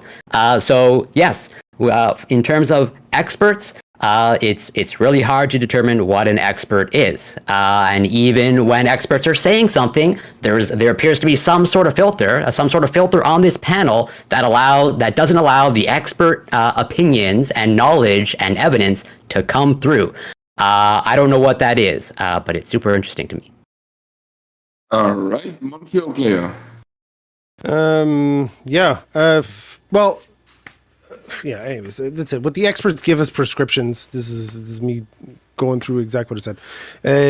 When the experts give prescriptions, the model they have might be incomplete, as in, what other techniques do parents have available to them ready instead of physical violence or other things, and they have their own goals also for why they're giving this advice. They're communicating this advice because they have goals. They might think it's altruistic. Some of it might be. I don't discount that at all. Okay, but there are other human motivating factors for why they're communicating a certain thing a certain way, and you have to realize that the information, while it can be completely valuable, you need to think about it in a way that, like, how does this apply to me, and what does this actually mean? What are the real implications for me, and am I willing to take those risks based on this opinion? Okay, and don't just surrender to expert opinions just because they're experts and you have to do it. Okay, I feel like everybody should still be discriminate. Okay, about who they listen to, no matter how well they're presented. That's it. All right. Miruti. Yeah, so in general, anybody says that they're an ist of any kind, whether it's a soft scientist or a hard scientist, and you ask them their credentials and they don't tell you at the very bare minimum a master's degree, they are not that ist. That's number 1. 2, don't beat your kids, ever. Number 3, don't put your kids in vacuums for whatever reason, because they'll die. Only one way. I don't always beat my kids, but when I do it in a closing. But in general, don't do your own research or look into things. Be skeptical, but stop thinking of what you're doing as research, because it's not research. You're gathering information, and as has been pointed out, you're gathering that information through a filter that oftentimes lacks the necessary ability of being able to understand and parse out the information that it really needs to get at. And finally, I would say apply the airplane test. If you wouldn't get on an airplane that this person built, if they claimed they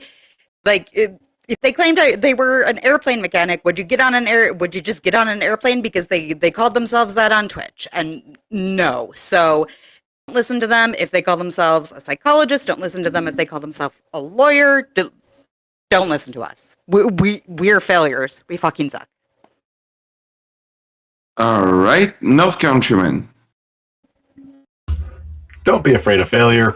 Don't be afraid to ask questions, and don't be afraid to answer questions. It doesn't mean they're questioning your work. It just means they want to know something. I knew going into this was going to devolve into yet another, people yelling about Fauci, and I'm like, so congratulations, we did edition number 167 of that friggin' show, but I don't know. If it ain't broke, don't fix it, I guess. Or if it's broke, keep doing it again and again and again. I don't know. We moved to child violence for you. Okay? When closing. All right, North. And as for an ist, I am a pessimist, and I believe the glass is always half full of something that can kill you. All right, Half-Baked. Okay, Mr. Geek, don't get mad at me, but I am going to pull one person in because I'm going to ask him a question. Corey, are you a vegan? I'm technically vegetarian, or I would say imperfect vegan. I consume a bit of dairy, yes. Okay, if I told you that there are countless studies that tell the world that is an unhealthy lifestyle, would you explain, or would you say that, like, they're wrong, or would you just say that, like, I'm an individual and this works best for me on an individual level? So if you're asking, so I'd be more than happy to discuss it with you personally. If you feel like you have, I'm open to what you want to share, totally. So I'm not going to lay my claim saying universally. Never mind. It got diluted. What I would say is the American Academy of Dietetics has a statement on plant-based diets. I'm good.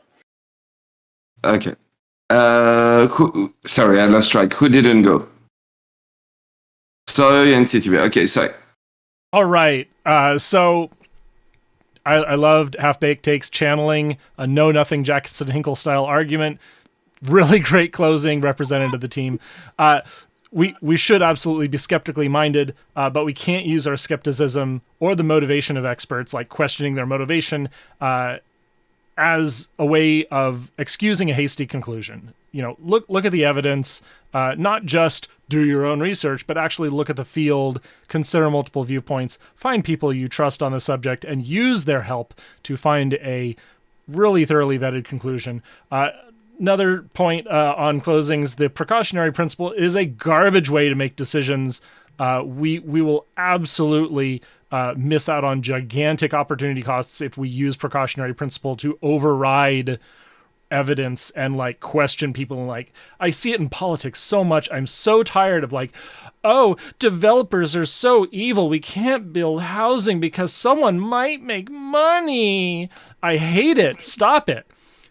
Corporal punishment was a really good litmus test to find out who the conservatives were on this panel. And all of you who says we should beat children is a failed streamer. Thank you. Good night. All right, CTV. I tell you what, the thing that stuck out most to me as I was listening to all your closing statements was something that Rootsy said. Right? There is no way that you can be an IST without a master's degree. Next time someone accuses you of being a racist, you tell them, I don't have a master's degree in racism, so there is no way that can be a thing. So that's what you tell them. As far as giving your child better education and training. Yeah. Sometimes you get a kid that don't want to fucking listen. Sometimes that kid decides that they're faster than you are. And after they did something dumbass, they take off in a sprint across the yard because they're 14 years old and they think they can get away. And as they're hearing the sound of their dad's belt clearing his belt loops, as he's now running after you, grabs you by the wrist and starts beating the ever-loving shit out of you for what you did. You come to a moment of clarity where you realize that had I not ran, I probably wouldn't be getting that ass beating that I see happen on cops every single time, right? We all watch the YouTube videos. We watch them run and get away and how the cops bring an ass beating with them, right? It's whenever you have this real life lived experience that when you watch something, you go, God, I'm glad I'm not that dumbass. And that's what we got, folks. A little bit of better education and training. All right, and with that being said, we're going to jump into the last topic. But before that, I just wanted to thank everyone for being here. So everyone go follow all of our wonderful panelists. Exclamation point guest in my chat if you want to have the list of basically everyone's link. Thank you all for being here, and also if you're here, it's because you received an invite from Danabo, who's doing wonderful work behind the scene. So yeah, go drop him a follow and everything. Exclamation point Danabo to have all the links in chat and everything. So yeah, thank you all for being here. And with that being said, we're going to jump into the last topic. Give me a sec. All right, this last topic requires a little bit of context, apparently. Give me just a sec. I don't know if Danabo sent the link.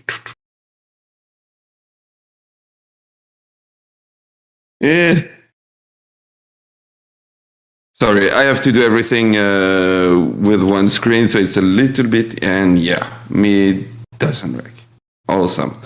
It's this moment where we want to make sure that we remind you that Shell Shock CBD for all your CBD needs, and type in promo code Danabo.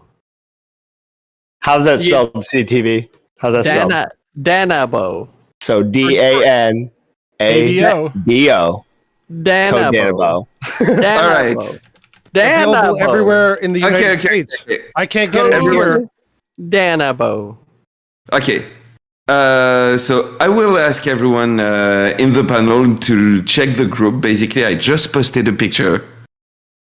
And your question is going to be, what's your best take? All right, give me just a sec to show it to chat. And we're going to start on that one.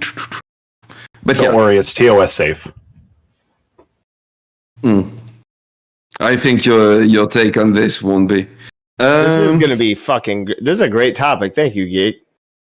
I can't wait. You can for thank some Danabo for that. Oh yeah, okay, Danabo, thank you. This is gonna fucking bring out some of the worst takes we've heard all night. We've heard some fucking shit takes tonight. All right, there you go. We get the picture on stream.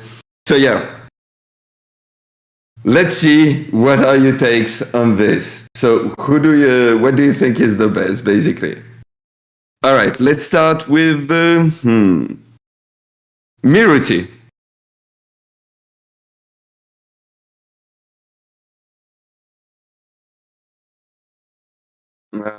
I can hear you. Rootsy, go for it. Next slide. Your cam is a little bit laggy. All right, we'll come back to you as soon as possible. Revolt Rise. Yeah. That's easy. I don't remember the numbers. I already turned away, but I'm gonna go right down the list. The toast has to be cooked like well enough to hold butter and scrape it off the knife, right? I want my steak rare. If you take steak anyway, besides rare, you're just it's wasted on you. You could have just got a hamburger. And my coffee starts on all the way on the right and ends up all the way on the left. The first one's always like wicked sweet and wicked milky, and I just drink it about halfway or 2/3 down and top it up the rest of the day. All right, Corey. Yeah, I'll probably make more enemies. I pretty much consume none of these things except for the toast, maybe number 3 or 4, because that's good enough browning and enough heat to melt either the butter or the peanut butter. If it's a plant-based steak, I would go with again. You're gonna hate me. Number 5. I don't want to see blood, even fake blood, because I don't be reminded that I'm eating animal flesh. And I consume my caffeine in pre-workout form. All right. North Countryman. All right, so the steak, like my red-green colorblind's kind of messing with me a little bit, but I'm guessing with the 4. But honestly, I'm not really picky. You put it in front of me, I'm probably going to eat it. Toast, I'd also go with 4. I also like peanut butter, but I'm a monster. I actually will enjoy chunky peanut butter on toast.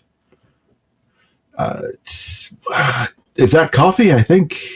Yeah. Probably go with B. I really only drink coffee in the morning just to kickstart my internal engine, but other than that, I'm more of a tea drinker. So. All right. Yeah. Soyatel.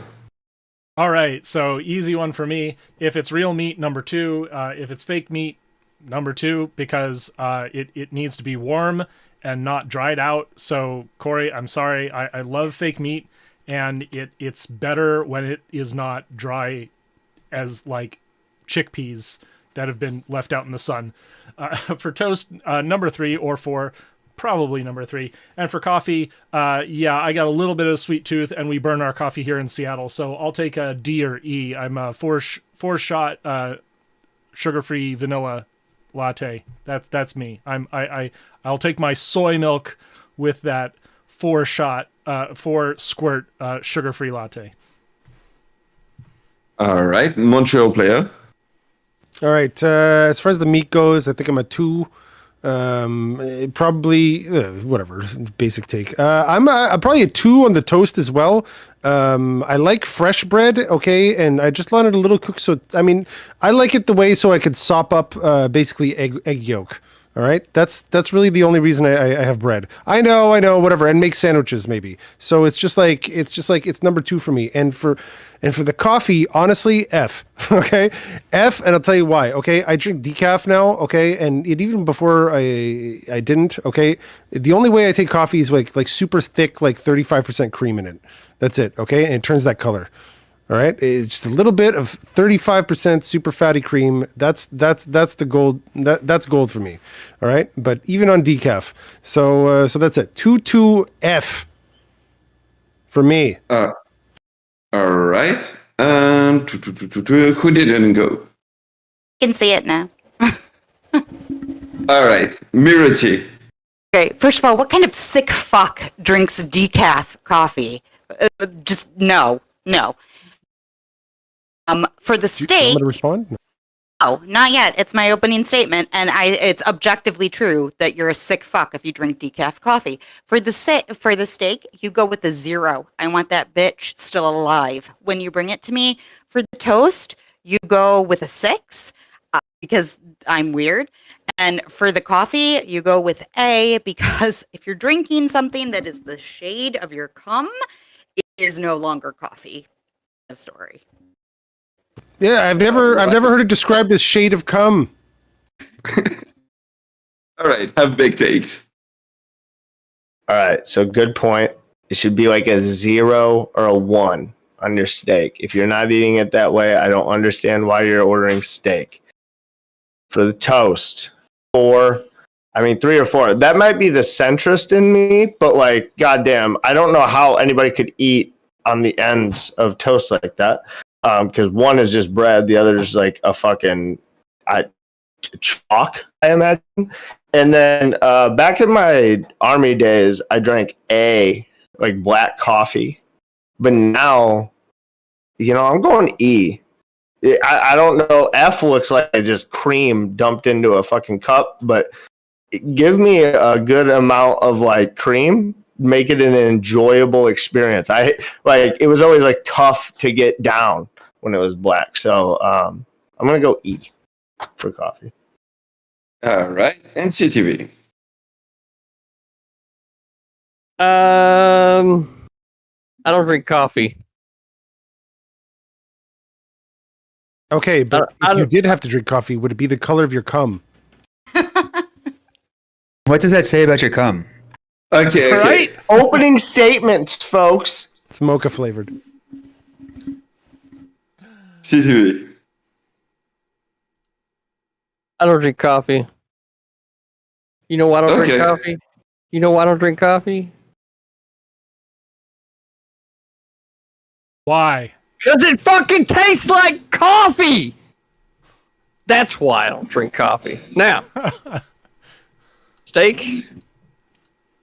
I mean, pretty much if you wipe its ass, I'm probably going to be pretty happy with it, right? So, make sure you wipe its ass. And toast. It's... Depending on the level of intoxication, I'm pretty open, okay? So, I'm just kind of there with it. All right. And with that being said, you can engage. Fuck you! Why decaf coffee? What is the purpose of decaf coffee? The entire purpose of coffee is to take caffeine and put it in your fucking body. No, Some people can't handle caffeine. I like the taste, and I'm tweaking too hard. I'm on fucking Vyvanse all day. Okay, I get a good night's sleep. All right, I generally sleep well. I get a good night's sleep, and in the morning, I don't need to wake up more. I just don't. My eyes start. You need something to take the edge off. It's the shade of cum anyway. Why not just drink fucking milk? Well, because the cream is nice and creamy, it's good. And I'll tell you one thing, okay? It's either F or A for me, okay? Because what's that in-between shit? Like, commit or don't, Commit or don't! Full cum, or I don't know, some metaphor for black things. Rootsy, the dudes you're with need to see a urologist because that's pretty dark. That's like not okay. Come on. Yeah, I really want to jump back on the Beyond patties and how every freaking cook in Seattle like overcooks them the first time they do, and I'm gonna send it back. So don't fucking dry out my Beyond by Impossible patties because I hate you. Why are you buying those from a restaurant? Why on earth are you wasting the fucking money to buy an impossible meat from a fucking restaurant? Do you see my camera? Do you see my camera? The important thing is his username checks out. That was the soyest thing I've heard all day. Right. That and his sugar-free vanilla latte bullshit. Whatever. If it takes more than 10 words to order it, no. Soy. That coffee order soy. I see his username and I read soy latte. I did not even mention soy.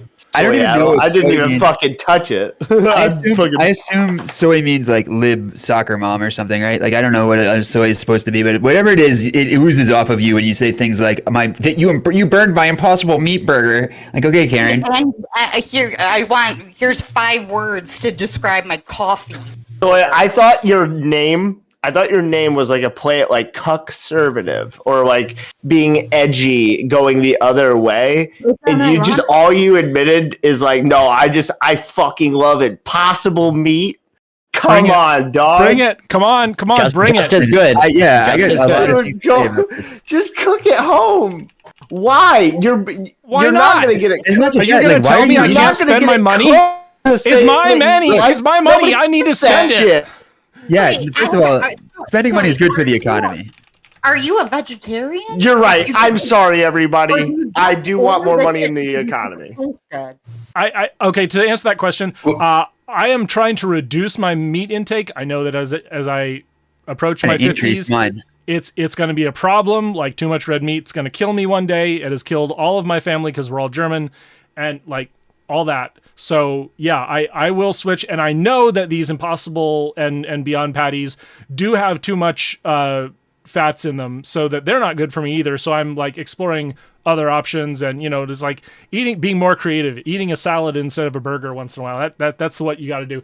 And let me address my name. There's this saying, Tyrion Lannister, that goes, never forget what you are. The rest of the world will not. Wear it like armor, and it can never be used to hurt you. And that's why I'm Soyaddle. You want to call me a soy boy? I wear it like armor. I'm going to soy at you. I'm going to mock Now you I'm for gonna calling call me you a soy. dwarf. Yeah, Is that go what for it it. grown Go for it. fucking Soy at me. Hey, when does Do the it. next Marvel movie? Hey, when does the next Marvel movie come out, dude? Can you? What's the release date? No, Shit, they I like wish I Star knew. Wars. I like know that Star Moon Knight Wars. is No, hot that's not garbage. Star Wars. I really Listen, hate it. There's too Canada. much dialogue, and the fight scenes are like really weirdly paced. Next Marvel movie I'm looking forward is like another Ant-Man Wasp. It'll be really good. That the dude who plays the main boss in Loki, he's based. I really liked him in the other thing that he did. What was it? Lovecraft Country. Really I'm good very actor. sorry. I did not mean to do never that, got laid. everybody. Literally Yes, for asked it. I have a daughter. No, You know I got did. laid. I did. Montreal, you're 100% right. I fucking put in tea, fucking soy, like, hold on, I'm gonna fucking hit it out of the park. So thank you, soy. Hey, I'm right there with you, soy. There's nothing wrong with soy. Like, it's an appropriate source of protein. And actually, if you drink actual literal like cow's milk, right, it has real estrogen in it, which is ironic, I think. But this is neither here nor there. The I think the original point here was that you guys have like absolutely insane takes on the steak thing. I don't think we should move past that. What is this? What is everyone what's comes in that? here? It's like Wait, the rawer what? the better. I gotta bite right into the cow while Yeah. it's still on the fucking What? tray. Come That's on, when you're How getting the- all the you win, it's like, flavor. you get There's only much- so much. Listen, every What is cow going on? only Like, has you for that. fucking raw meat in your Texture fucking is mouth. You have to what swap you it need. like this. I got a question. All right, and Talk about my hey, man. here's the question. What's the vegan take on the ingestion of cum? Right? Does that count as like taking is an meat, animal or product. like how does that work? It was consensual, right? Yeah, Right? I don't think you understand things letting the animal appropriately. Calm down. That's homophobic. Sometimes the animal's exploiting you in that case. I don't know. That's why I'm asking. Hope there's a relevant experiencer on this panel. Anybody? Like I have You're a the one question asking for the Revolt. question. Oh. All right, back to the topic. Yeah, sure. But Revolt, you want raw absolutely steak, right. and you're talking about drinking cow milk directly from the cow. Have you had an experience with a cow that you'd like to share with us? Maybe Have you something milked delightful, one with Last them? thing- utterly last- How delightful. many cows have you bitten into directly? The last experience that I had with a cow More involved than you would guess. ending its life with a bolt gun and then butchering it. And it was pretty good. And like we still have, I don't know, quite a bit left actually. And like that's good. Wait, is the bolt gun like when it happens? Is it as quick as it like? I imagine. Like, is it like boom Yeah, and the lights are out? Yeah, it's literally just lights off. Oh, see, like that should be super humane to you fucks. Like that's the best way a thing can die And is that's- for life and then fucking it's gone. And so these guys it's pretty fucking reduce nice. CO2 because Yeah, they eat nothing but the like leftovers from 2 different whiskey distilleries and a beer brewery. Like they take all the chaff or whatever out of the Super mash. delicious when Fatty. they're Ooh, that's nice. You tell me these cows are. I bet you those they're are just tasty fucked up all the fucking time. cows. There's no booze in it by the time they get the mash out of the process, but like they are whiskey infused cows. Climate That's friendly a cows. tasty Can you cow. imagine being so shady as to throw that on a barbecue and char grill it until it's well done? Like some Exactly. How dare you cook that? How dare you cook some bitch? You better toss it on. You better Like, brown it on 2 one minutes- side, 2 minutes brown to it on the side. other, and slap it on my plate. I might not kick you out. Get the fuck if out of you my cook it face. 2 I minutes wanted per mom side. to be crying when I eat that shit. This is how I know that you've got like a primitive gorilla brain, because we know that gorillas are omnivores and they have to eat extra calories because they don't cook the meat and they can't process it fully. And so humans, we have the same problem. We need heat. This is part of technology. I'm a freaking futurist. We need to be able to process our foods in order to extract the maximum amount of calories, because we got like 8 billion people on the planet pretty soon, and or if not already, I forget. And we got to feed them all. So yeah, use that freaking technology or we're all going to starve. Bro, I Sum sit that on up in a Game Discord. of Thrones quote for me, please. I literally sit on Discord 20 hours a day. I don't need to extract the most anything from anything. Like I'm fine. Human Yeah. beings are a virus on this planet. Hey, Revolt, how much? Revolt, are you like a DoorDash guy? In Uber After Eats? hearing your takes, I can hardly disagree, CTV. But with that being said, I'm sorry. We're going to go into closing statement for that one. All right. Since it's the last topic, don't forget to give your take and basically like tell people where they can find you and everything. You know the drill. So we're going to start with the Montreal player. Oh, wow. Thank you. My name is Montreal Player, twitch.tv/Montreal Player, Twitter, Montreal Player. You can call me Monty. I'm going to be doing more debate content, honestly. I don't spend a lot of time on Twitch, but when I do, I like to have conversations. And that's basically what you're going to get from me. Yeah, that's it. About this topic. Jeez. All right. Yeah, decaf. It means you're doing something right. Okay, sorry, I got into the habit of drinking coffee with breakfast. I like the taste.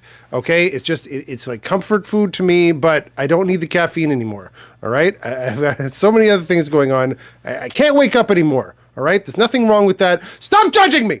All right, and yeah, that's it. Have a good one. All right, Seattle. All right, I am Soyaddle, the centrist anarchist, the moderate leftist, the anti-capitalist artist. I soy with you, can soy at me. You can find my links at linktree/YesTV. That's linktr.ee/YesTV. You can see me here on twitch.tv at Soyaddle. That's Seattle without the C, add the soy.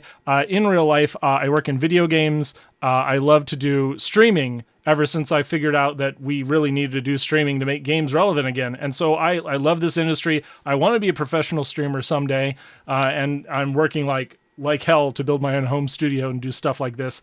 I also work in I volunteer heavily in politics and sustainability, Seattle Friends of Fission, Seattle Subway, Washington State Democratic Environment Caucus, so much local politics. It'll make you sick. All right, Revolt Rise.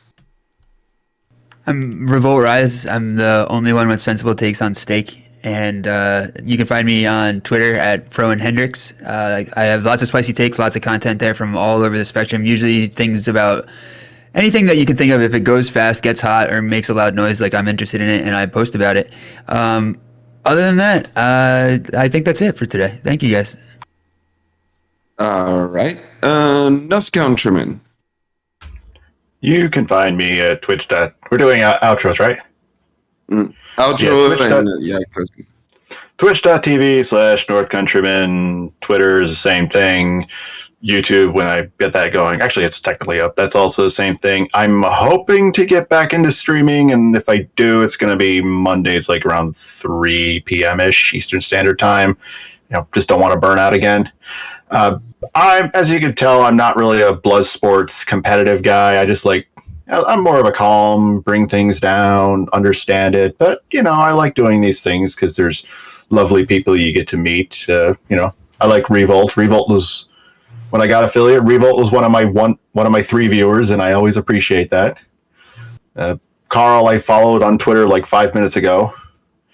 And the rest of you, this is probably the first time I'm meeting you and interacting with you, and you're lovely people. And CTV, Wolfpack for life. Miruti.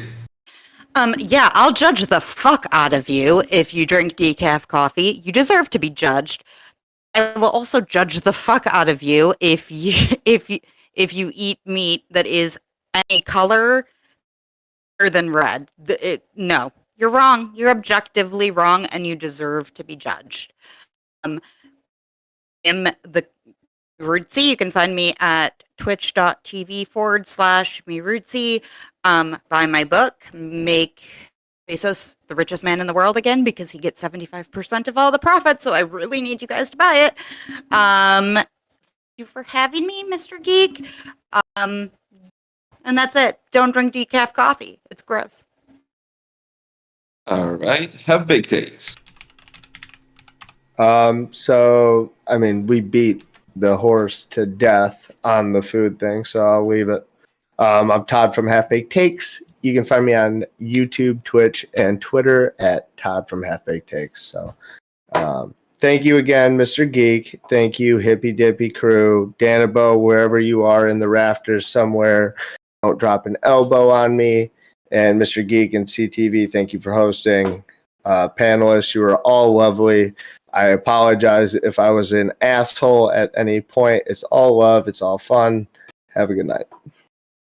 All right, Corey. I'm Corey Campbell. You can find me at Corey Campbell84 on Twitch. It's Corey Campbell on Twitter. Coffee's disgusting. I don't eat steak.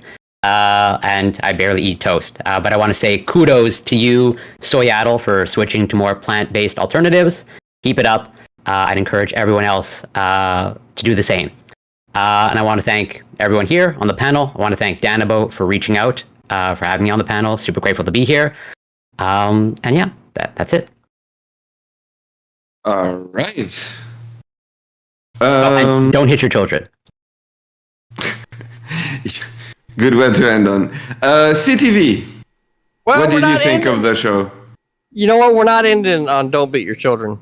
I think you should give your children better education and training every single day, right? Because you're the parent. You're the one responsible for teaching them how to make their way through this world. I felt like tonight's panel was good.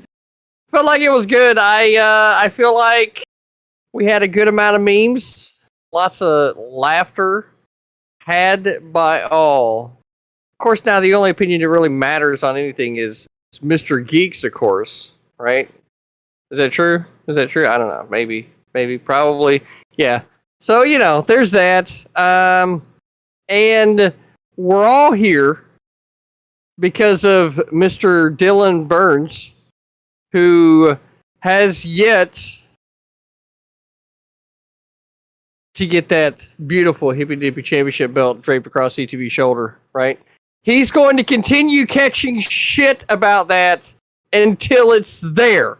I don't know what to tell you. Boss man, catch the shit, motherfucking slather all over your face and your body, and just fucking love it. But it's shit you're catching. Okay, now, for everybody else, especially Revolt, look at him down there. Look at him. Chatting. Sorry. How could you just... That's all I need to say right there. Whore. Chat whore. You see it. And tonight we're going to end it with fuck you, half-baked takes. Okay. All right. And with that being said, I want to thank you all for being here tonight. Let me check real quick. Soyato, are you going to stream for a while? Yeah, I'll stream for a while. All right, perfect. You get the raid tonight. All right. Thank you all for being here. I'm going to say goodbye to my chat. I had a blast hosting this. Thank you all again. Everyone in Envoyon's chat, go follow our wonderful guests. Go check out their content, their solo content. Seeing people on panel is one thing. Go check out what they're doing outside of it. You'll get some good surprise, I promise. All right. Take care, everyone. And y'all have a wonderful night. Be safe out there. Bye. Thank you. Much appreciated. Go into the Wolfpack chat.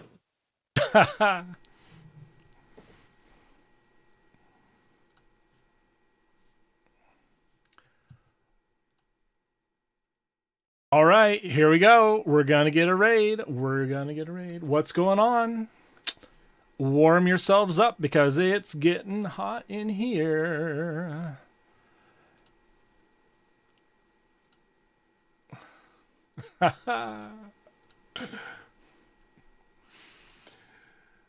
Oh, so what's up, everybody? I've got some React videos we can do. That sounds fun because I had political meetings this evening that got canceled, so I was happy to go on Hippy Dippy Recruitment. That was a fun stream. I might have a beer, might have some more fun. My family's away, going to a soccer game. It is, there we go. Oh no, not yet. And yeah, any second now. Mr. Geek. Oh, he's wrapping up the show. Well, let's give him a Make sure that he doesn't die, and to help him with the technical thing. So as you can see, I'm an expert, like you know. First of all, because it fits with the topic of tonight, and second of all, because I'm all blurry. And yeah. So if you want to support a failed streamer, click on that follow button. Other than that, we're going to raid Soyatel.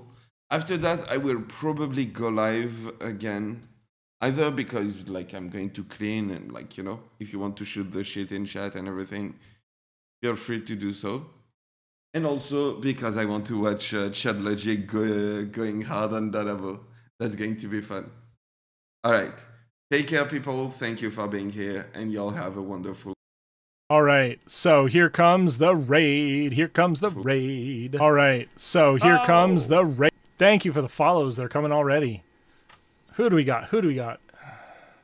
I need to give thank yous to people individually. Such a good streamer. Stream Elements. Show me what's going on. Stream Elements.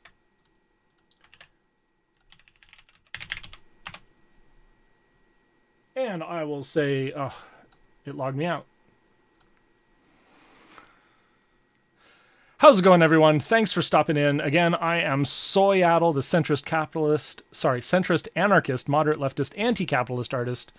Soy with me. I'm going to do a react. Hey, we should watch a bit of the Danabo video because we all made up some bullshit, pretended we watched it, and now we should talk about it. Yeah, thanks, Blizza. Thanks for the raid, Mr. Geek. And hey, click that icon a couple times. It'll get you over here. I am not affiliated on here because I am multi-streaming. Yes, I am going out live to DLive, Trovo, and YouTube. So you can follow me on all those if you go to linktree/YesTV. Again, that is linktree/YesTV. So yeah, let's find Danabo's latest video and we'll react to it.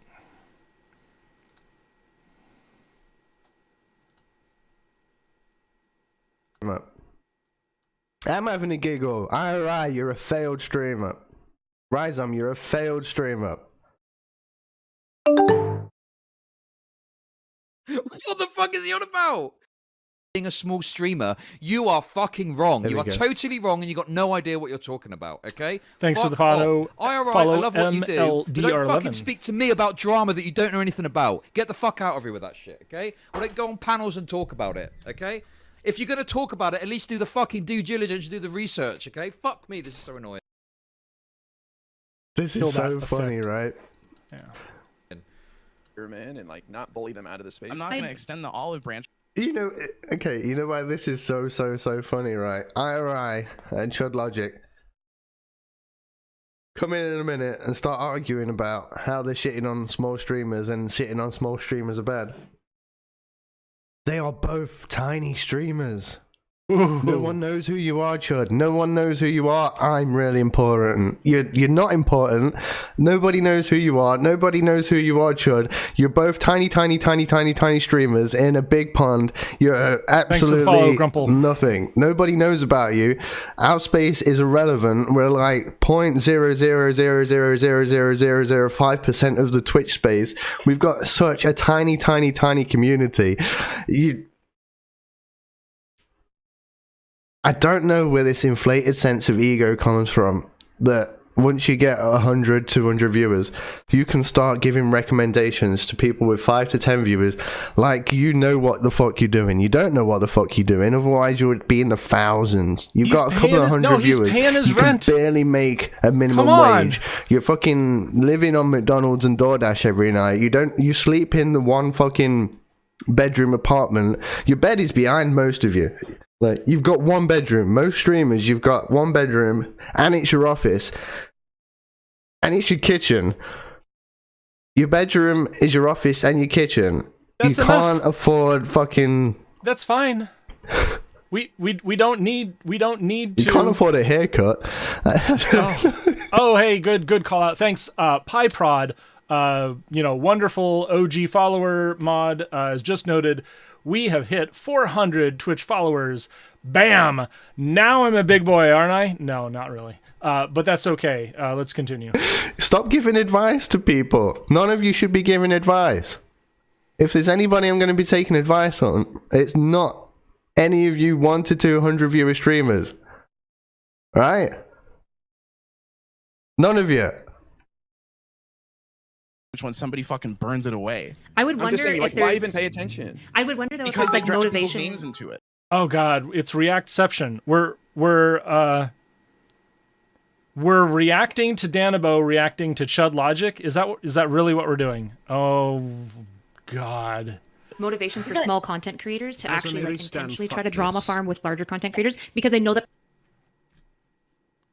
Drama farm with larger content creators. None of you are larger content creators. None of you have got the ability to drama farm with large content creators.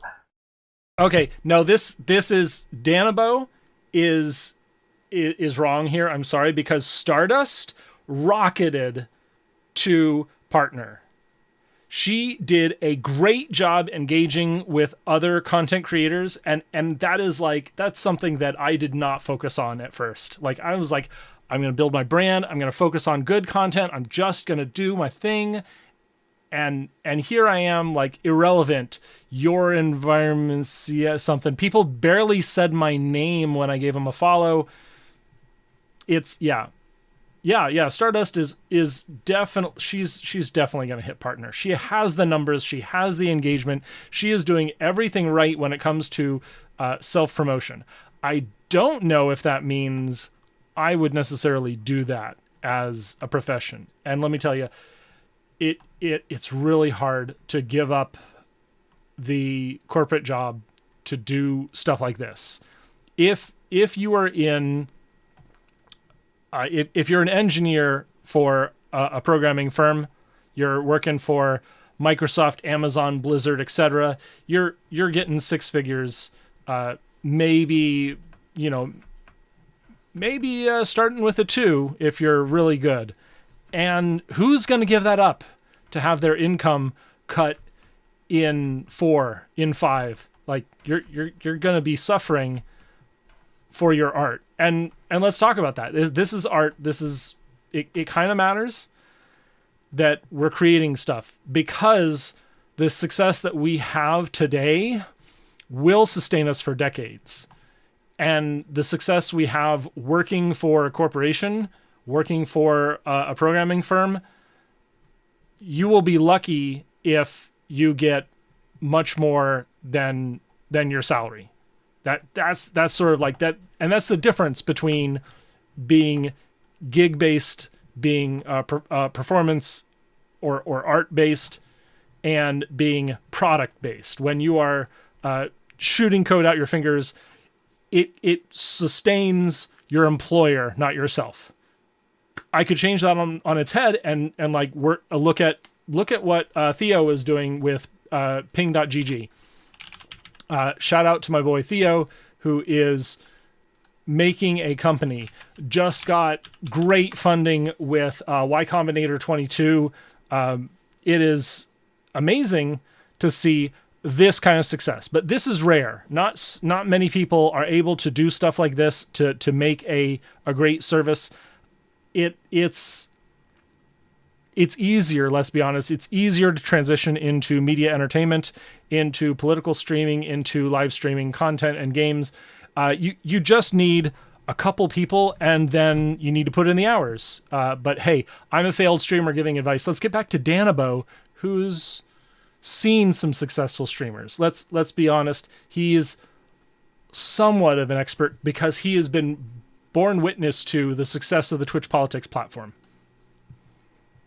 They'll get their audience to watch them while they're kind of drama mongering. Yeah. That would be my main concern, is if that behavior is play getting like into it. incentivized and like motivated, because that's shitty behavior. 100%. Well, we play into it, but none of them I agree, Grumple. Yeah, it is more entrepreneurship. build a successful Who's we? You're not big content career creators. off of that because they don't know how to maintain it because nobody. That's right, name man. Danabo is the kingmaker, the mover and shaker. I'm one of those like lower tier mover and shakers, by the way. So let's continue, and then maybe I'll play with my filters. You don't know how to maintain it. You've only got 100 viewers, Rhizom. Sorry, Rhizom. I know you're proud of your achievement of getting 100 viewers, but you can't live off it. It's not sustainable. Chud Logic, with his 500 to 600 viewers, it may be making enough to like pay his rent, but he's not having a happy life. He's not going on vacations every day, every week. He's not living a life of luxury. He's barely scraping by, and he's one ban away from fucking bankruptcy. All of you are one ban away from bankruptcy, especially the Americans, right? Because the Americans don't even have fucking healthcare. At least Chud Logic over there is sitting there with his 500 viewers, has got fucking healthcare. You Americans are fucking fucked. 11 viewers. The other day he was at 50. He was talking up a big game like, look, they thought I was not going to grow. I'm growing. No, because when you go back to your original content, people aren't fucking here for that. That's the same for everybody. If they were making good content, they would see growth from it. You're all going to end up as bad bunnies. But you're just giving them attention. Do you think That's that we not- should The treat... attention wore off. Wait, did Giving Bad Bunny get attention to banned? the small streamers. Why are you giving attention to the small streamers? Because we're all small streamers. Me at 10 viewers, you at 1,000 viewers. We're practically the same person. Should small content And creators I'm be gonna like... get way more attention out of it because Chud's gonna Small make YouTube videos and content get 10 views. creators. That's cool, great. It is such an inflated sense of fucking self-importance. Do you think that like IRA, like small content creators should be like somewhat like protected in this? Small content. They keep repeating it. Why don't they say we? Do you think we should be protected? You're all tiny.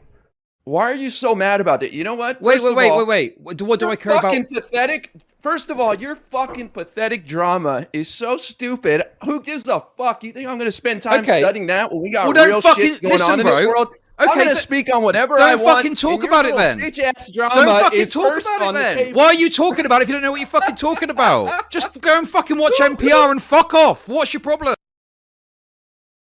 What loser fucking knows every detail? We're all losers. Every single person in this space is a loser. And it's your fault. Of this drama. How fucking Well, don't pathetic. We all just lost. Fucking I'm talk gonna run about my it mouth then. all I want. Well, don't 'Cause fucking it's talk hilarious. We're still losing. about it then. Don't talk. Why are you talking about? You don't know what you're talking about. No, you're fucking are soying out of soying me, out. and you're making this bullshit up about me. No, you're soy. talking all this No, you're soy. No, you're soy. No, you're the soy one. You like drama. No, you like drama. shit on these small streamers I didn't just make because shit they're up. small streamers. It's nothing to do with that. First of What are you all- on about? First of all, I come into your stream, you're calling some dude a slob, you're looking at his stats on Sully Gnome, you're saying these failed streamers, look at your fucking... Not only does it make no real impact in the world, it makes no real impact on Twitch. Makes no real impact in the politics section of Twitch. It's far removed from any sort of impact. It's giving 5 to 10 people maybe a half decent living. They're not living in luxury. None of them. They're Who cares? Who cares? Yeah. Half decent living is fine. Title right now. You're You're a not a This is programmer. Such a You're an fucking. artist. Don't get into this. If you're gonna do Twitch politics, right? Don't think you're gonna make a living. Do it as a hobby. Do it for fun. Yeah. That's but, it. But that doesn't mean you're It's a fun. failure. It's entertainment. Come on, brah. That's it. Okay. Brah. You need a real job. Come on. And you need healthcare. You're not gonna get that from Twitch. So just go and work at McDonald's, work at the gas station, and just have fun on streams for a couple of hours at night if that's what you want to do. Don't take advice from any of these. Let them tell you to stream for 8 hours a day and be consistent and blah blah blah blah blah and have all your blah blah blah. Don't Alright, listen blah, to any blah, of blah. it. Just have fun for a couple of hours a night if that's what you want to do, okay? bully, bro. Why are Okay. you bullying these Okay. little fucks? Let me Everybody starts at right. 0, and you're having a giggle at people failed streaming. That should be. I'm having a giggle. Alright, you're a failed streamer. Ryzom, you're a failed streamer. There isn't anyone that's succeeded. Let me think. Mike from PA has succeeded. Mike from PA is a successful streamer. Do you want to be Mike from PA? Do you want to be Mike from PA? The only person we can be taking advice from is from Mike from PA, okay? We should all be Mike. Something we celebrate. If you fail as a streamer, good for you. Okay. I like where IRI is taking this, and he's being performative. He is being really performative, but it's fine. It's fine. Like freak out about it. My face. Oh, you got me, chat. Oh, good job, Grumple. My face is a sockdem. I'm so sockdemmy in my face. I don't know. I don't know if I like sockdems either. I hate leftoids. Let's be clear. Yeah. We definitely need healthcare. We need housing, and that's number one. Aside from food, but food. See, here's where decommodifying stuff works: is that food is so plentiful, it's almost impossible to starve. Like, someone kicks you a few bucks once a day, and you can live on that. If you have a home, right? If you don't have a home, if you're missing some of these other necessities, then yeah, you might be in trouble. But yeah, so I like where IRI is going with this. It's not necessarily the best posturing, he's making the point at how you do what you do, but he's also doing it in a way that's going to get the most attention, which is he's soying out about it. Soy! You tried it, and you learned it's not But don't fail for 4 years. for me. Okay, can you explain to me, the events leading up to me calling that person a slob? Give a fuck what events led up to it. You have no So justification. you don't know. Chad. So you don't know. You So have- you don't oh, know. What, did You they don't call know. you a slob too? Soy, Why? What justifies you didn't calling watch some guy my a video. I'm a slob. I'm Soy. sat here drinking KFC. slob? You tell me. I'd love to hear this. I'm a slob. Okay. So basically, what you're saying to me is I should just be nice to people, essentially. I'm Soy tone Yes, argument. you should be nice Soy. to people. Well, no, you shouldn't be nice to people. Never be nice. I tried to explain this to Geek. Don't be nice, be kind. There's a difference. If someone's being nice, Thanks for the they're follow. doing it to get the plaudits from you. They're doing it because they want a Name reaction from Mammon. being nice. They want you Name to say Mammon. thank Name you. Mammon. They want Name- gratitude. Name Mammon. Be kind, okay? Name Mammon. Name Mammon. Kind people Name don't need the gratitude. Mammon. Kind people do it because it's the right thing to do. Be kind, don't be nice. saying that we I will want run to that foster joke a into the community ground. here of people giving a fuck and getting involved, and a lot of them aren't going to like us. A lot of them are going to talk shit. Who gives a fuck if they talk shit on us? How does it hurt you? You do. You give a fuck. Chud gives a fuck. Ryzom gives a fuck. Stardust gives a fuck. I don't think last username gives a fuck. In any way at all that you have to react. Okay, so what you're saying then, if someone is smaller than me, are you happy? It's very hard for someone to be smaller than you when you're a tiny streamer, Chud. You're a teeny tiny nobody streamer. Happy for them to just talk unlimited shit? Oh, God. This pause champ is killing me. Okay. I think if you can read your chat, if you can look at your actual Twitch chat and read it, you're a small streamer, okay? Shit on me, and I can never respond to it. I've just got. What take is that? What take is that? If you can read your chat, you're a small streamer? Now I'm gonna legit soy. Hassan literally stops and looks and reads from his chat. Nah, come on. Ignore it. You can respond all you want, but I ask you, what's the point? Well, what point What do does you that have care? to be? Because only you allow yourself to get upset, Chud. Nobody can make you mad. Nobody can make you get your feelings hurt. I gotta respond because they hurt my feelings. So Who gives a you're basically fuck? saying be nice. You're just saying if someone's being shitty to you, it's turn the other cheek. You're No, the Christian. I'm saying. Well, what are you saying then? I'm saying do your thing. Who gives a fuck? Well, my thing is seeing people shitting on me and shitting on them back. That's my thing. See, Danabo's looking Why to do see you if he care? can It's scrub some newer ahead. You because it's can't hear boring. this in Chud's voice, but he's upset. He did a shitting on me. He's shitting on me. Okay, pause. Neyman and True. Hassan only finds the negative comments. So I bait him. And I haven't been banned yet, but I'm trying.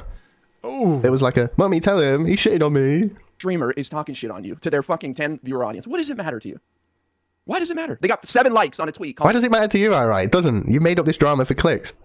And you know what? You're not going to grow from it, Irai. Because people don't go to your channel for drama. The drama viewers... Oh, true. ...are fleeting. The drama viewers go where the drama is. And if you don't have drama on your channel every single day, they'll go somewhere else. So, Irai, getting your extra 20 viewers from creating a bit of drama... Speaking of which, this content right here is much more similar to IRI, and I kind of like IRI's content. I'm sub to him. I like that he covers real politics. He goes out in the field. He talks to people. I do that. I go to protests. I cover energy politics. I do local. I mean, fucking look at my wall. I do local politics. So yeah, this is. I like the mission that IRI does. I can see why some people brought it up on the panel. It is important, but that's not a qualifier for like failed streamer or not. You can be successful at politics and not necessarily a great streamer. You will bring those politics into your stream. You will like maybe be a modicum of success. You can use streaming to promote your other content. You can use streaming to get a job. You can use streaming to learn a skill. You can use streaming to educate people. So this is a different qualifier of success. Chud did nothing but damage your reputation. He made you look like a twat. What's up, Suck? A twat, not a twat. On you talking shit. Now you're gonna drag them in front of 500 people. Let me show this little fuck what it's really about. You're gonna come at me, the king? Who gives a fuck? If you just want to soy out and be like, oh no, don't do that, they're too small, then, you know, go and do your thing, fine. Well, listen, before you soyed out and got all upset listening to 10 seconds of the conversation, I said later that some of these people, they learn their lesson. And a lot of them come in hot because they come in off the internet where it's a fucking fist fight all day long, and they come in hot and they start talking shit, and then they learn, hey, wait a second, there's an actual community here. And I like some of these people. And maybe Yes, this is true. There is actual community here, and you can make friends here. What you can't do is become a big streamer. No one here is a big streamer. Not a single one of us. None of you. No one. Not Dylan. Not IRI. Not Stardust. Not Chud. None of you are big streamers. Not a single one. You're all tiny. Tiny, teeny streamers. maybe I was wrong, but you scared them out. So they Good. never got to that point. Well, good. If they haven't got what it do you mean takes, then good? fucking good. That's Good. If you they haven't got what it didn't takes. have what it- Listen, no, I'm come doing them on. a favor. Nobody's I'm got doing what them it takes. I'm doing them a fucking favor Nobody's- by being a bit harsh to them so they know what it's going to be like. Come on. Nobody's got what it takes when they first start. Come on. People would die a minute in Destiny shoes. He says that all the time. People wouldn't be able to handle your shoes. Okay, pausing just to reaffirm. Chud kind of knows what he's talking about here. He saw people fail out of theater in real life. Like he was a rigger or backstage in theater, and he saw the life that people led trying to achieve this dream, like trying to go through what they wanted to achieve in theater, and it really fucked him over, and he went into service industry, sales, and all that, and so that he came back to performance via that life lesson. So I do trust what he has to say when it comes to the cost, the true price of success in this case. And why is my quality so low? Let's fix that. I just noticed how blurry it was at this point. True, Chow. True. So here's the thing, right? The way you're characterizing this is that if someone's a small streamer and they've like got an opinion, right? Or like they're critical of me, I'm bringing them up and being like, oh, fuck this guy, I'm going to shit on them. Da-da. That's not the case at all. And this is my point. Oh, really? You don't know. So why did you bring up this guy's stats? You Why did you don't bring this know. guy's Twitch? No, why'd you bring up his stats then, Jeff? Okay, there's a couple of reasons. Because I wasn't even talking. Let's bring up the stats. Okay, Sully Gnome, I'm really important. /channel/ should logic. Let's see who's arguing here. Let's have a look at these guys arguing. Right, let's go a whole year. Okay, whole year. Look at this. These are the two guys arguing. Well, I broke 1,000. Okay, he broke 1,000 at some point. He's back down to like 200. Chud hasn't broke the 1,000 mark. And the 1,000 mark is not a big streamer, okay? It's not. Let's have a look. These are big streamers. These are big streamers. These are big streamers. These are big streamers. These are still big streamers. You want to see what a failed streamer looks like?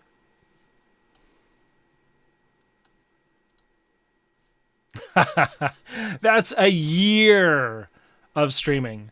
I stream once a week at best. This is a red letter day for me streaming twice a week. So yeah, this is not like what success really looks like. Do I even have stats back to 2018? No.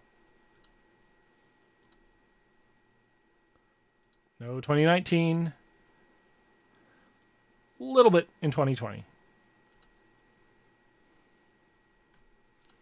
Let's look at my other channel, my actual partner channel. I'm going to be departnered, I'm pretty sure, because I failed at like this. I was doing daily streams. There we go. There's 2017. That's not bad.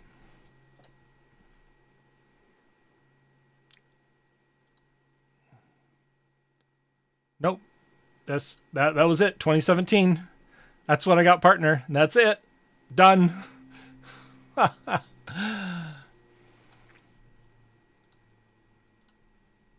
Oh, sign will be on him.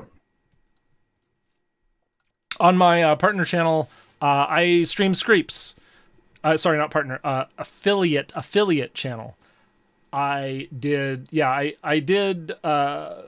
played more games when I was contracting for a gaming company, and I also ran a guild, a clan, whatever you want to call it, in Screeps, which is a JavaScript programming MMO. Pretty intense game if you're a programmer and you understand what you're doing. Not bad stuff. I should do game streams here and there. I'm doing a lot more IRL streams. I did an IRL bike ride yesterday, so you can see the start of that before I transitioned over to the panel. And you can watch the panel at Tiberius D. Let me find that YouTube channel for you. Tiberius D.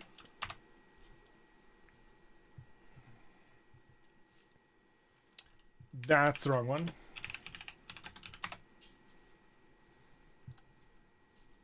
So you can see. Hello there, and welcome to my content. My name is Tiberius D, and autoplayed. Yeah, so you'll be able to see that I do Mask Off podcast. I do my own stream for Eco-Modernist Society, and sometimes I do Hippy Dippy. But mostly I'm in the back. I'm chatting. I'm modding. Because I got other stuff to do. Streaming is hard. If you can learn anything from this video, you know that streaming is hard. I think that was enough. Like most of us didn't need to hear, oh, streaming is hard.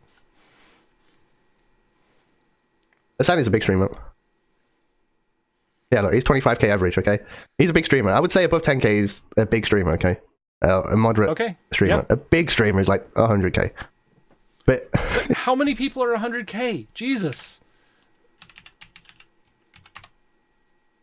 No, let's go back to the stats. Come on, argue about it.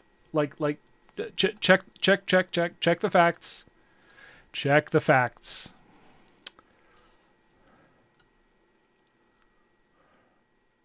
Most watched, most viewed. He's saying peak viewers 100k.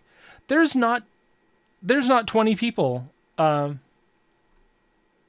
break 100k. No, there's not. There's 15 people who break 100k. Come on, Danabo. That's like saying you're not a celebrity unless you're like a Grammy an Oscar winner. That's the standard you're giving to this. God damn. Soy. If you're sitting under 1k or around 1k, you're not a big streamer. You're barely making a living. Like, People that flip burgers at McDonald's are making more than you. I wouldn't be hyping myself up as a big time streamer when I'm barely making a McDonald's living. If the guy at the 7-Eleven earns more than you, you're not a big streamer, okay? You're a teeny tiny streamer. And we've got teeny tiny streamers arguing about teeny tiny streamers here. Give me a break. This is ridiculous. If It's not someone ridiculous. accused you of rape, of course you can respond. That's Right, not what okay. happened here. Stop But hang on a taking sec. this Wait. random- My problem is I get bored of this drama shit very quickly. I don't care. These right. I rise like 40 odd. He's late 30s, early 40s. Chud Logic is like early 30s, mid 30s. Yeah, something like that. And this is what they're arguing about with their like 200 to 500 viewers stream. Okay, let's have some data. Let's look at the data. I'm looking at the coverage from Video Game Chronicle about the highest paid Twitch streamers. We got Critical Role, XQC, Summit, Nick Mer, Ludwig, Tim the Tapman, Altar, Autorun, Lyric, Galls, Hassan, Asmongold, a bunch of people that... Oh, Mizkiff, there we go. And Shroud, right? And then No Nothing gets quoted immediately after. So what do we got here? We got number 2 in terms of peak viewers, Asmongold, who brought in 2.5 million. Okay, not verified, not small. And if you go way down here, like XQC is not even 100,000. Is he a small streamer? He's the number 2 compensated in the Twitch leaks. Holy cow. Way to pick a bad number. Yeah, 10K is a big streamer. Look at the data. Look at the income numbers. That's like saying unless you're a freaking Donald Trump mogul, you're not a real estate developer. No, if you build a building, you're a real estate developer. Come on. We have to go down to the top 500 to hit 10K.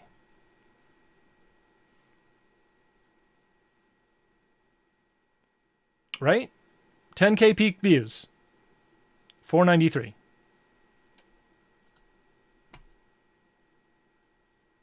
I'm going to see what's at the end. How far do the stats go for this peak viewers?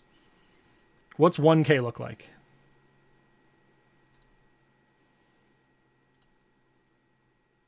We just crossed 5,000 at about number 1,000, rank 1,000. Damn, I wish there were URL parameters so that I could just slap in the 800th page, because we're going to be here for a bit looking for what's a big channel.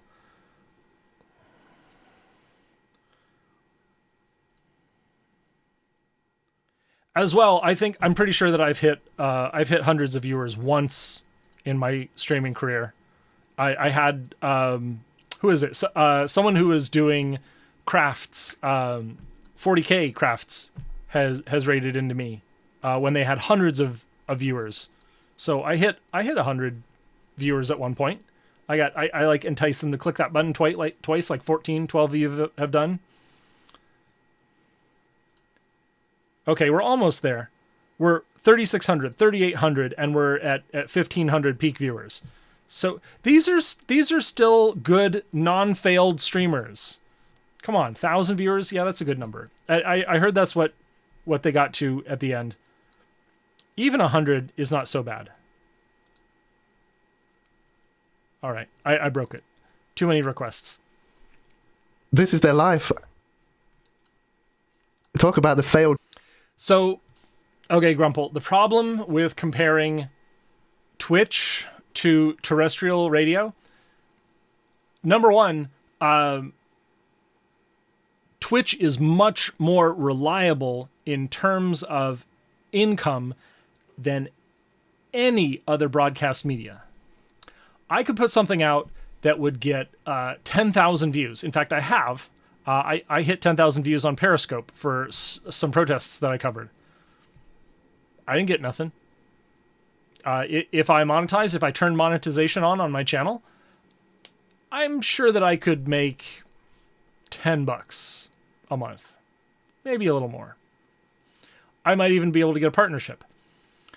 if I started a radio station, I might reach 50,000 people. I might try to run an ad agency for my radio station. I would find it really hard to do that. Like, where's the income from?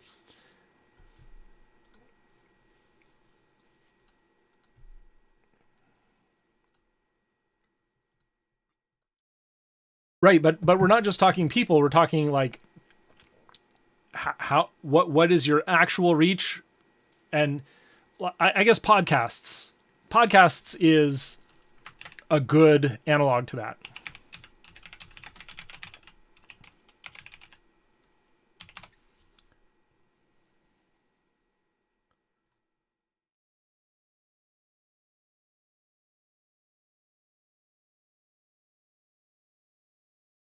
Where is it? Here's Chartable Top 100 Podcasts. Is this going to be garbage?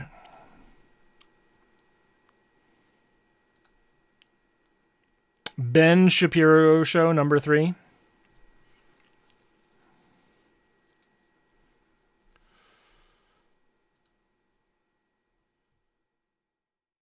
I don't know how they measure this. Where's Joe Rogan?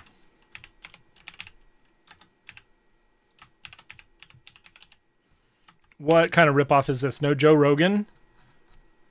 Or maybe it's literal podcasts where Joe Rogan doesn't qualify because he's on YouTube. No, there he is. The Joe Rogan Experience. Why isn't it? Oh, did he get taken off? He's number 1 in Spotify. Anyways, this is what I would compare. Good Lord, I shook the window and Windows is mad at me. Okay.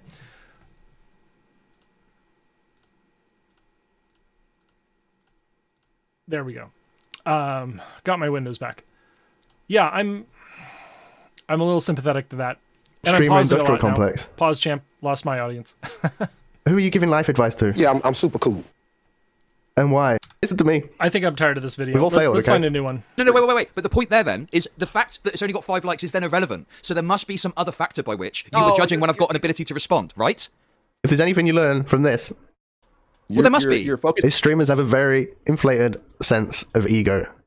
And I've gained that by knowing the space, by being in the space, by looking at the space, by talking about the space a lot, right? That by knowing that critique to him, space, looking at what he's trying to achieve, that's more fitting to the angle that he's trying to achieve. So I was able to do that by looking at the space, looking at my own experience, and thinking about it, and giving that critique to him. Giving that critique to him, fucking Chuddy Big Balls over here with his 500 viewers thinks he can give critique to these tiny streamers when he's barely scraping his pot noodle. Right? And I've gained that by knowing the space, by being in the space, by looking at the space, by talking about the space a lot. Right? I don't want any more lefties, come on. The point I'm making is these small streamers come in from the These small streamers outside. They've not fucking succeeded themselves. You've not succeeded, Chud. You've not succeeded. They don't know what the fuck they're doing. You don't know what the fuck you're doing. They want to come and levy these critiques. I'm levying a critique. And they do it in a really sloppy way. You failed at life. They do it whilst drinking on stream. I'm going to take a drink of my Pepsi, alright? I think it's fucking ridiculous. And it's like, just fuck off. That's my Yes, just fuck off. perspective. And I say, who gives a fuck? I think the Giga Chad mood is to say, I don't even give a fuck. That's, you know what I mean? Imagine if Hassan brought on every fucking little person that said. Imagine if Hassan was bringing on these tiny streamers like Chud Logic and I'm really important. Like, Hassan doesn't give a fuck about these tiny streamers. Said something about him. Like, who gives a fuck? Well, it's an I don't know. opportunity for them, isn't it? I don't understand. I don't know how this is so hard for you to understand. Why do you care? You're allowing yourself to care. You're the one who's getting your feelings Because it's funny. He cares because it's funny. That's it. hurt by these people. What does it matter? It doesn't matter. It's funny. I mean, well, it's just funny. It's content. There we go, Chud. Yes, this is the correct answer. It's funny. Obviously, that's a big part of it. Like, I'm making content out of it. I'm not getting my feelings hurt. I am so I just tired. like talking shit. I'm If someone tired. talks It's funny. Okay, that's it. shit to me, that's them saying to my mind, I'm going to talk shit at you. And so I'll respond in kind. Like, it's kind of what I do. I don't know. This is what I do. I don't understand why you're taking such an. All right, I'm back on the Chud train. He said it. He said it was funny. Okay. Anyway, my point is, you can focus on the toxic parts of this stupid tiny community. Let's put let's put a game on screen. You as can well. look at things like this clip compilation that I made of myself and think about all. Okay, we're done. Veritasium. I thought I paused this. There we go. Really single scientist created 3 inventions that accidentally caused the deaths of millions of people, including himself. Not only that, they decreased the average intelligence of people all around the world, increased crime rates, and caused 2 completely separate environmental disasters that we are still dealing with today. Sorry, I'm going to set 1, 2, Part of this 5 video because is sponsored by Ren. More about them at the end of the show. slow. In 1944, as a young chemist who had just finished his master's, Claire Patterson went to work on the Manhattan Project, building the first nuclear weapons. His job was to concentrate uranium-235, the fissile fuel for bombs, from the much more common uranium-238. And this required huge machines, mass spectrometers, which separated the 2 types of uranium by their slight difference in mass.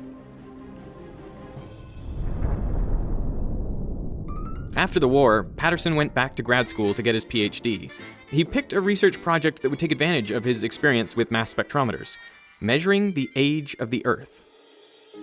Radioactive rocks are effectively clocks. Uranium-238, for example, decays into thorium, and then protactinium, and then 12 more decays, until it ends up as lead-206, which is stable.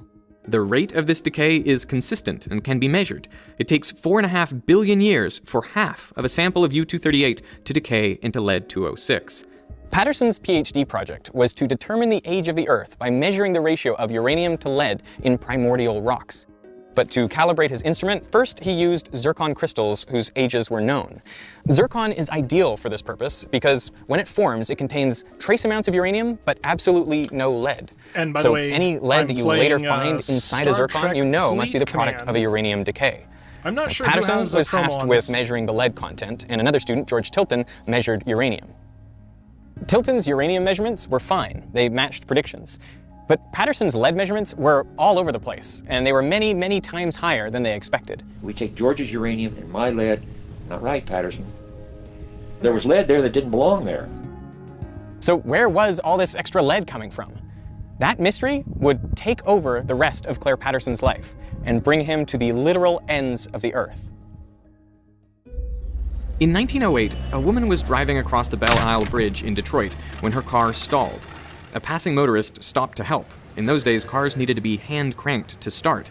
He knelt down and turned the crank, and the engine roared to life, a little too suddenly.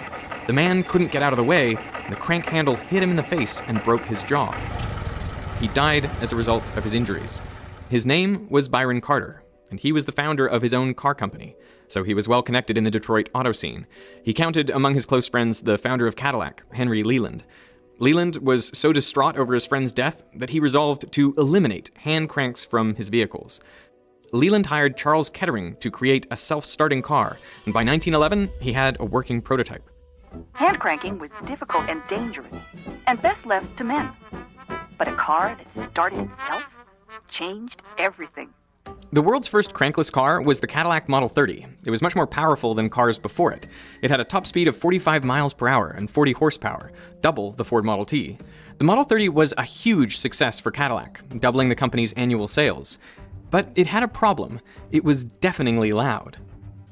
In internal combustion engines, a piston compresses the fuel air mixture, which is then ignited by a spark from the spark plug. The expanding hot gases push the piston back down. The problem with the Model 30 engine was it compressed the fuel air mixture more than previous models. So much, in fact, that often the fuel would spontaneously combust before the spark from the spark plug. So rather than orderly, perfectly timed explosions, you'd get multiple haphazard combustions leading to turbulent pressure waves inside the cylinder. The resulting sound led the problem to become known as engine knocking. Knocking wasn't just hard on the ears, it hurt the engine's performance. It reduced power output and lowered fuel efficiency. The vibrations also damaged the piston and walls of the cylinder, shortening the life of the engine. The good news was that engine knocking could be corrected by changing the fuel. Different fuels can withstand different levels of compression before detonating. N-heptane, for example, will spontaneously combust under only a little compression. Isooctane, on the other hand, can withstand a much higher compression ratio before it auto-ignites, so it's much less likely to cause knocking. To quantify how much compression a fuel can withstand, scientists came up with the octane rating system. They arbitrarily set isooctane to have a rating of 100 and N-heptane a rating of 0.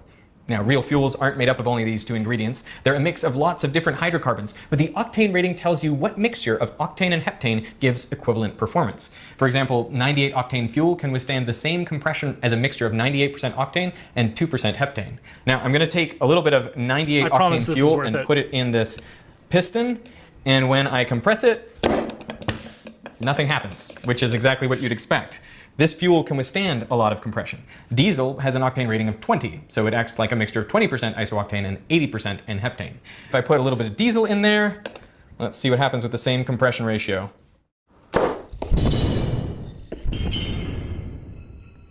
There you go. You get a little explosion in there. That's because this is a low octane fuel. I mean, that's what diesel's meant to do. You compress it and it ignites. But you don't want this sort of fuel in an engine with spark plugs. The reason fancy cars demand high octane fuel is to prevent knocking in their high compression, high performance engines. Kettering wanted to find an additive which would increase the octane rating of ordinary fuel and eliminate knocking in high compression engines, so he hired 27-year-old engineer Thomas Midgley Jr. Midgley experimented with all sorts of compounds, from melted butter and camphor to ethyl acetate and aluminum chloride. He later wrote most of them had no more effect than spitting in the Great Lakes. Ethanol was an interesting exception. It did stop the knocking, but you needed a lot of it, about 10% of the fuel mixture for it to be effective. That much ethanol would be expensive and hard to turn a profit on, and Midgley was really after an additive that was cheap, easy to produce, and effective even at low concentrations. So he kept trying. Then he hit on tellurium. It worked wonderfully as an anti-knock agent, but it had a terrible smell. You couldn't get rid of it by changing clothes or bathing. His wife was so offended by the stench that he had to sleep in the basement for 7 months. Midgley wrote, "I don't think that, although this doubled the fuel economy, humanity would suffer this smell." On December 3rd, 1921, after 5 years of working on the problem, Midgley found what he thought was the perfect solution: tetraethyl lead. That's a lead atom right there in the center. This additive was exactly what he was looking for. It stopped the knocking, it didn't smell, it was cheap to produce and readily available. Best of all, you only needed 1 part in 1,000 for it to be effective. In a call to Kettering, Midgley said, "Can you imagine how much money we're going to make with this? We're going to make $200 million, maybe even more." That is over $3 billion in today's dollars. Now, for his discovery, the American Chemical Society gave him the prestigious Nichols Award, and they asked him to do a series of public talks, but Midgley declined.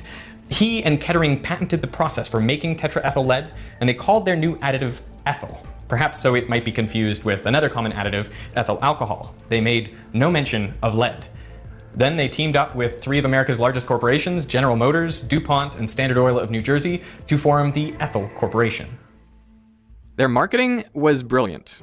No man can look at the amazing record of accomplishment here in this research division without confidence that these men are going ahead with an eye to the future, looking for new facts and principles which will make things better and make life easier for all of us.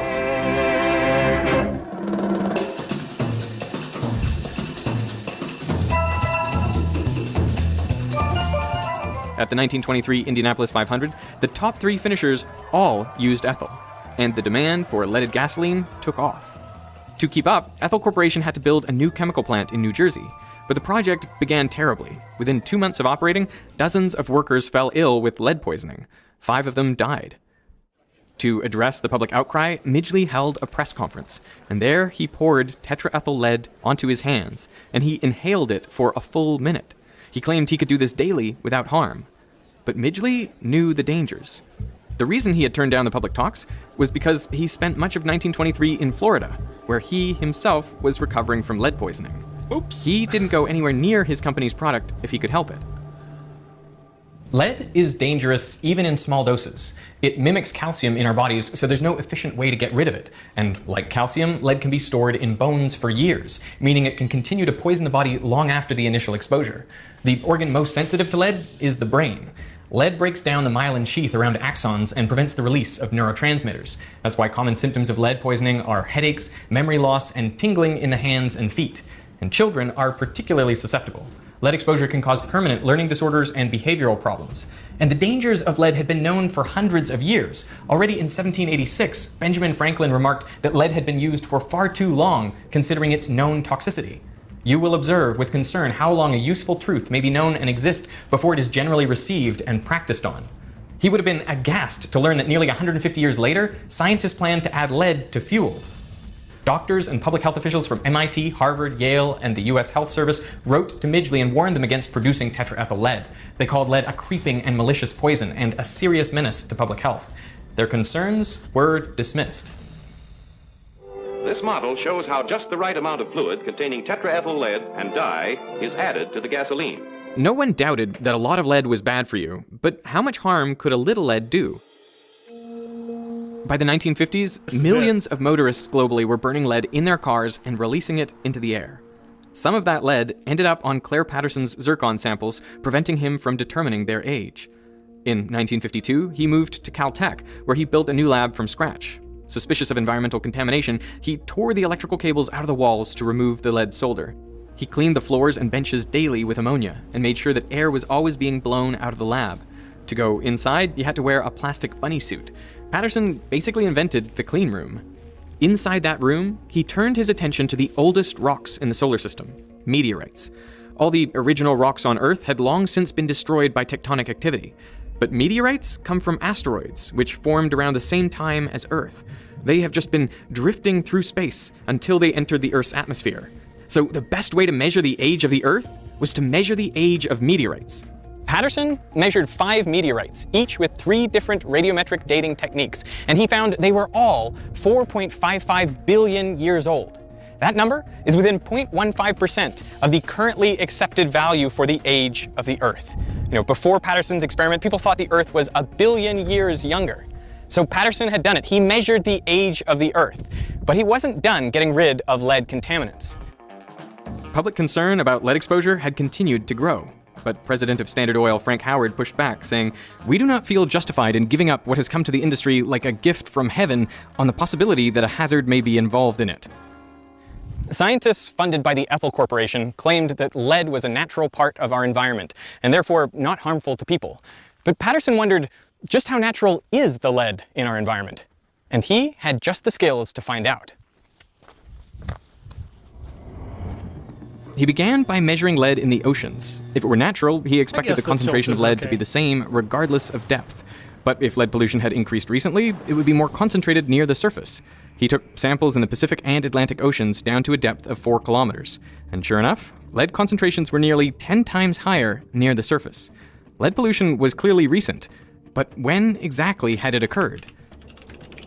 To find out, Patterson had to go to Greenland and Antarctica. Ice cores record the level of lead in the air going back thousands of years. The levels of lead in the atmosphere have been elevated for the last 4,500 years. All of it is due to human activity, mainly smelting ores to make metal. You can see the rise and fall of the Greek and Roman empires, the dip caused by the Black Death in the 1300s, and of course the spike in the 20th century due to industrialization and tetraethyl lead. So what did this do to people?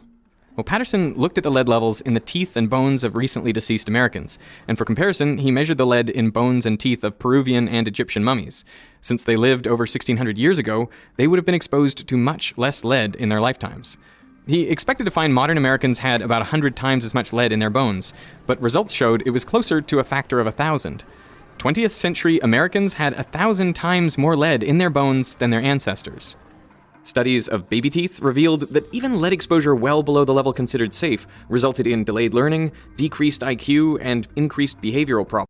Okay, so I talk about nuclear, and before we go too far past this, I want to show this is our radioactive contamination over time. And so we look that when the US and Russia were testing atomic weapons, this natural background radiation level, like we leapt way up past it, and now we're like, and look at the zero axis. Pay attention to the zero axis. This was basically doubling from natural background, so 100 up to 200. Of course, there's other like there's other products. There's not just was this measuring carbon-14? Yeah, there's much worse things than carbon-14, but that's how we measure it, like the relative contamination over time in this case. And so yeah, this background sample doubled. like there should be a chart where cesium-137 is basically 0 before atomic weapons. It should literally be 0, I think, or because it's got a 30-year half-life. So after 300 years, you're like at 0.01% left, and so every 300 years, you're another factor of 1,000 reduction. So yeah, there should be absolutely none left after 3,000 years. You're undetectable. And cesium-137 increased, like really spiked in the 60s and 70s, and then rapidly declined, even more rapidly than this. And this is carbon-14. So when Greenpeace tells you shit about, oh no, Fukushima is going to put carbon-14 in the atmosphere, no, this is doubling. 530 atomic weapons in the atmosphere doubled the carbon-14 concentration. Like, gave us basically infinitely more cesium-137, which is now like reduced by 60-70% from the peak.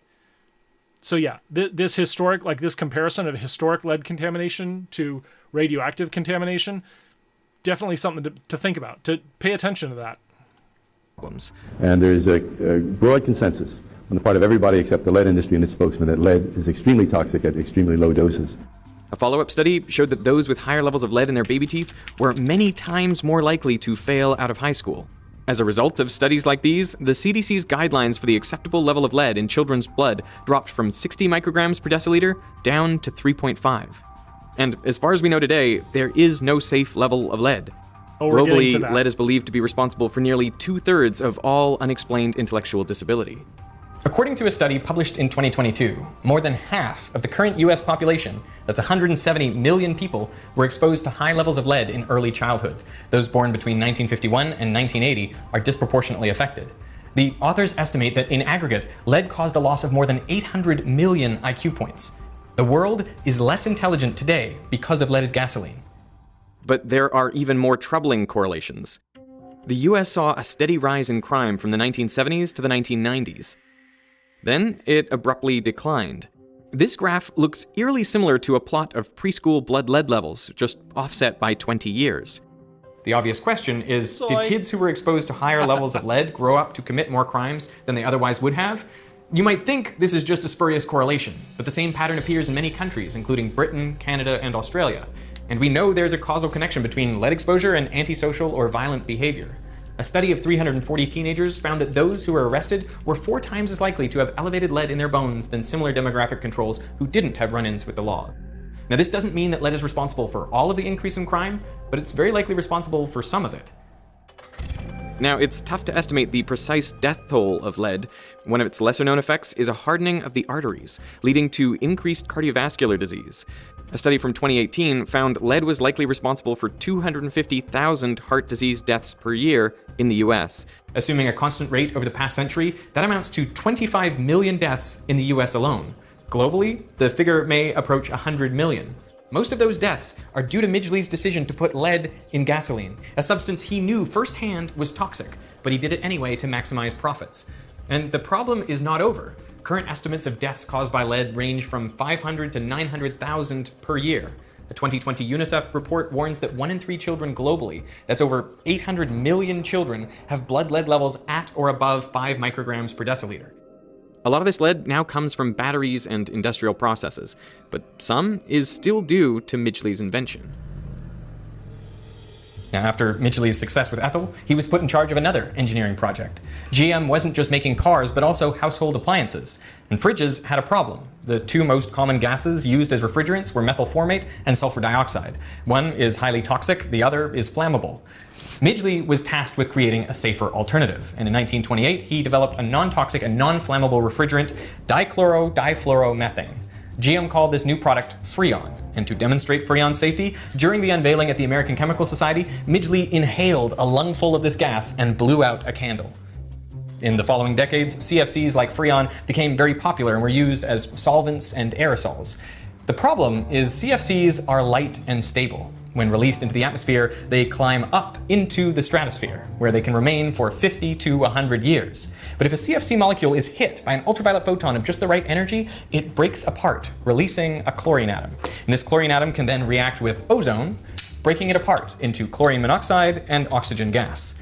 The result was another environmental disaster, the hole in the ozone layer. With less ozone, more UV light penetrates the atmosphere, increasing the rates of skin cancer and cataracts. Plus, CFCs are potent greenhouse gases. Per kilogram, they produce 10,000 times more warming than CO2.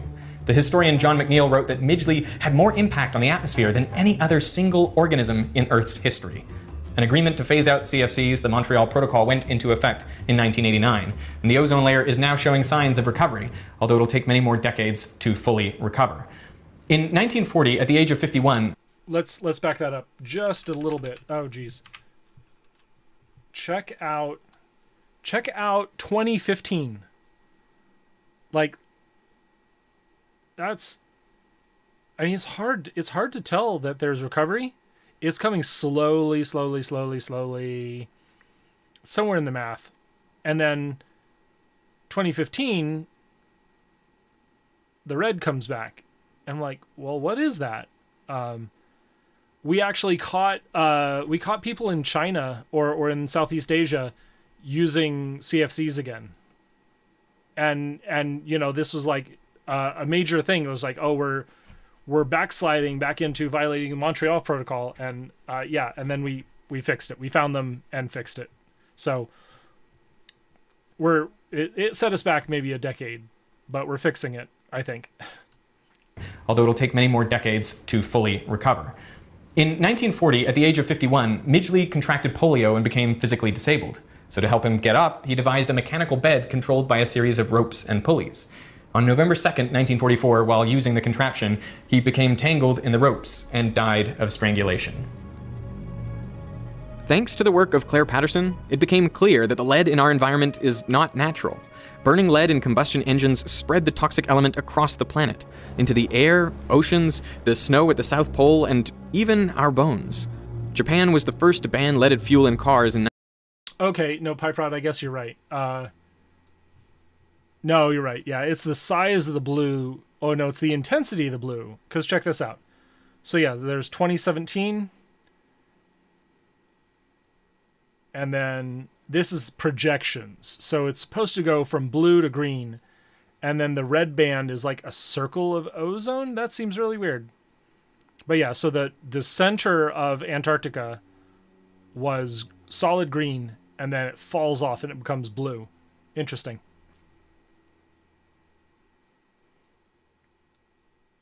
Yeah. Well, the Sealy posture Roblox yourself, basically. 1986, but other countries soon followed suit. Algeria was the last to do so in 2021. But I was remembering the article that I read about, like, we actually saw like a troubling variation in the ozone hole, and so we did like go back and reinterrogate, like, okay, are you sure all you people are following the Montreal Protocol? And I think that helped. The UN calculates that the elimination of lead from gas saves over 1 million lives per year and $2.45 trillion.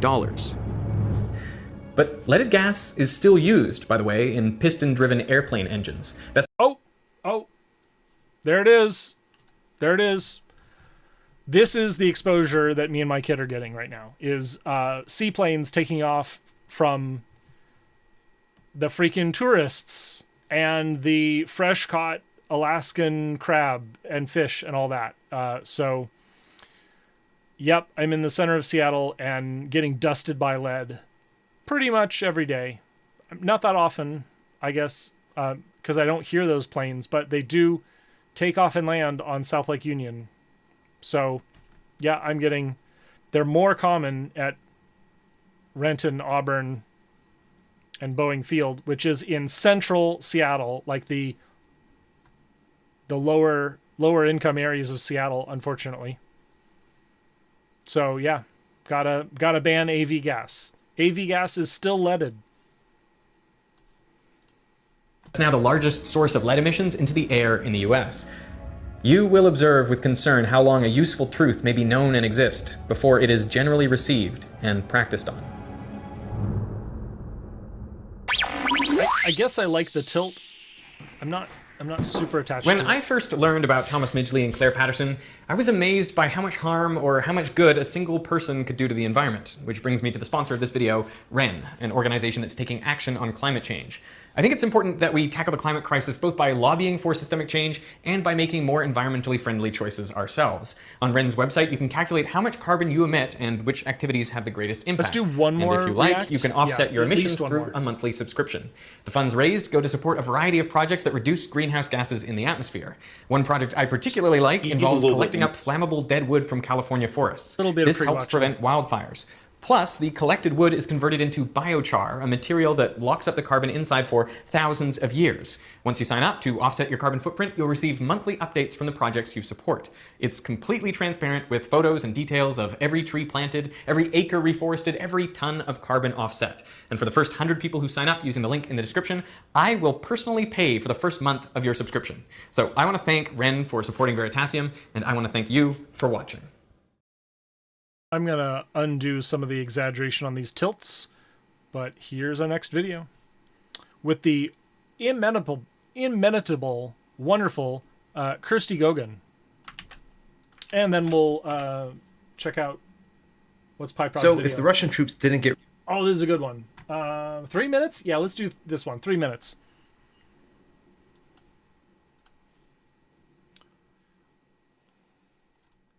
I don't want to put that filter back on.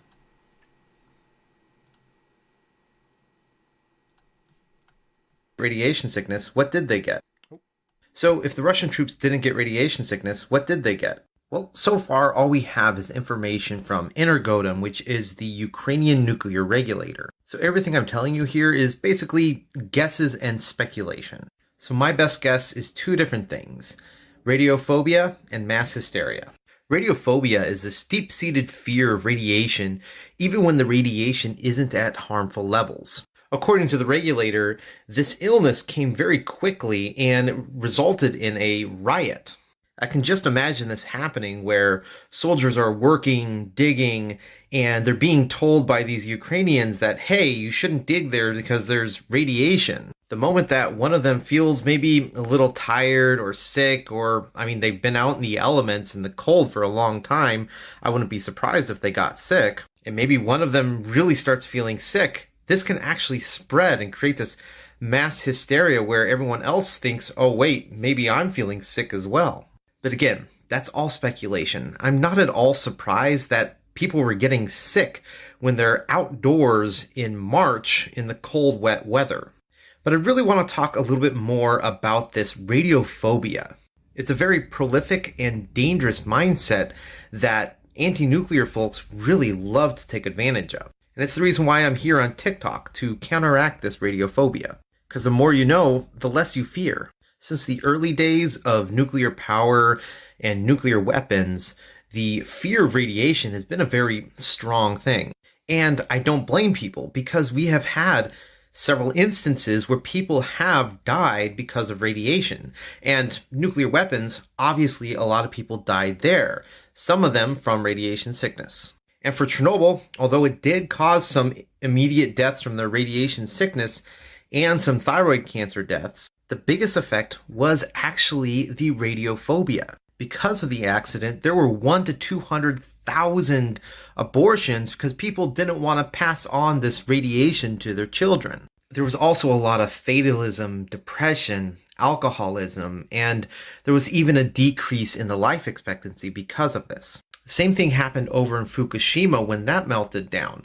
There were a lot of mental health effects, but even though there wasn't any radiation effects, there were some deaths that came because of the fear of radiation and relocation of people. Another very hazardous effect of radiophobia is the shutting down of nuclear power plants that's been happening, especially right after Fukushima. These nuclear power plants are for the most part replaced by fossil fuels, which kill people directly, and they emit CO2, which causes global warming. So the understandable fear and anxiety about radiation is usually a lot more hazardous than the radiation itself. Right. Good. DJ Leclerc, that rad guy. Sorry, I mean, his identity is not a secret. Well, what happened? Oh, that's the next video. Never mind. But yeah, the Rad Guy Glows on TikTok, that Rad Guy 5 on Twitter, and he's not on Twitch. He does really great TikToks though. Good stuff. And I just realized that the filter that I have on my chats and my faces persist against all scenes. And so if I want to do a tilted scene, this is going to be a little bit irritating. But yeah. So the reason that the IAEA isn't sort of denying those public statements is that no one's like challenging them on it. I know that a lot of nuclear experts are actively challenging it, but the IAEA has not had to focus on it. They've got their hands full with actual serious problems. So I don't know. Don't worry about it.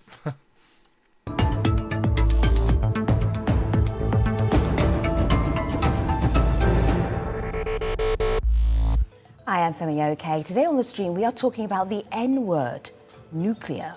How big a role could nuclear energy play as we look for cleaner, sustainable forms of energy going forward?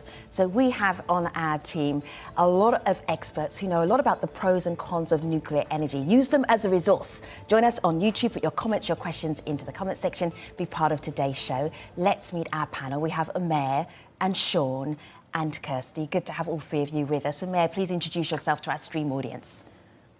Hi, my name is Umair Irfan. I'm a reporter at Vox. I'm on the science desk and I focus on climate change. Good to have you. Hello, Sean. Welcome to the stream. Please introduce yourself to our viewers. Hello, I'm Sean Burney. I'm a senior nuclear specialist with Greenpeace East Asia, mostly working in Japan and South Korea. Good to have you. And welcome, Kirsty. What do our audience need to know about you, who you are, and what you do? Hi everyone, I'm Kirsty and I work for TerraPraxis, which is a non-profit organisation focused on accelerating action for climate and prosperity and really focusing on enabling really high impact, very rapid transitions for the toughest parts of our decarbonisation challenge. All right, so good to have all three of you with us. So Umair, Kirsty, Sean, I am thinking that this conversation about nuclear energy, I feel like we've had this before. We've talked about the pros and cons of nuclear energy. Didn't we just do that in the 70s, the 80s and 90s and then park it? Umair, am I imagining that we're going back to that same conversation? In a way, that conversation has never really stopped. It's always been a perennial sort of thing that's been on the table. You know, nuclear energy has been part of the energy mix around the world since the 1950s. The United States, has more nuclear reactors than any other country, and they provide about 20% of the electricity here. And there's always been a debate about just how much more we should invest, whether we should be keeping the existing reactors online. But the contours of that debate have changed. In the 70s, the concern was the oil crisis and basically about energy constraints. And now the conversation has shifted a little bit more towards climate change. How does nuclear fit into the equation when it comes to decarbonizing our power grid? And so the contours have keep changing, but the debate around nuclear is still, always on the table. Sure, when I talk about this conversation's been going on from the 80s, the 90s, that's into right. the 2000s. I started You know this. it. You've been in it, and you too as well, before. Kirsty. Sean, your thoughts. Sorry. Why are we here again? Or why are we continuing to have And I the just debate? noticed my camera keeps flashing. I'm getting a little bit old and a little bit tired of this nuclear Groundhog Day. I was in shorts in the 70s. But the 70s, they had exactly the same debate as Omar just said, which was about energy security. And nuclear was not able to grow substantially for most of the United States, for example, because the economics killed nuclear power. So in that sense, we are having the same debate. And it's driven by an industry that's fighting for survival and has been for decades. It's funny you say that because actually the oil shock in the 1970s led to France, for example, and Sweden successfully decarbonising completely their electricity grids. I'll finish it this Which is time. actually what climate success looks like, having a completely emissions-free, I think I got to around very 5 minutes reliable, very before. low-cost electricity grid.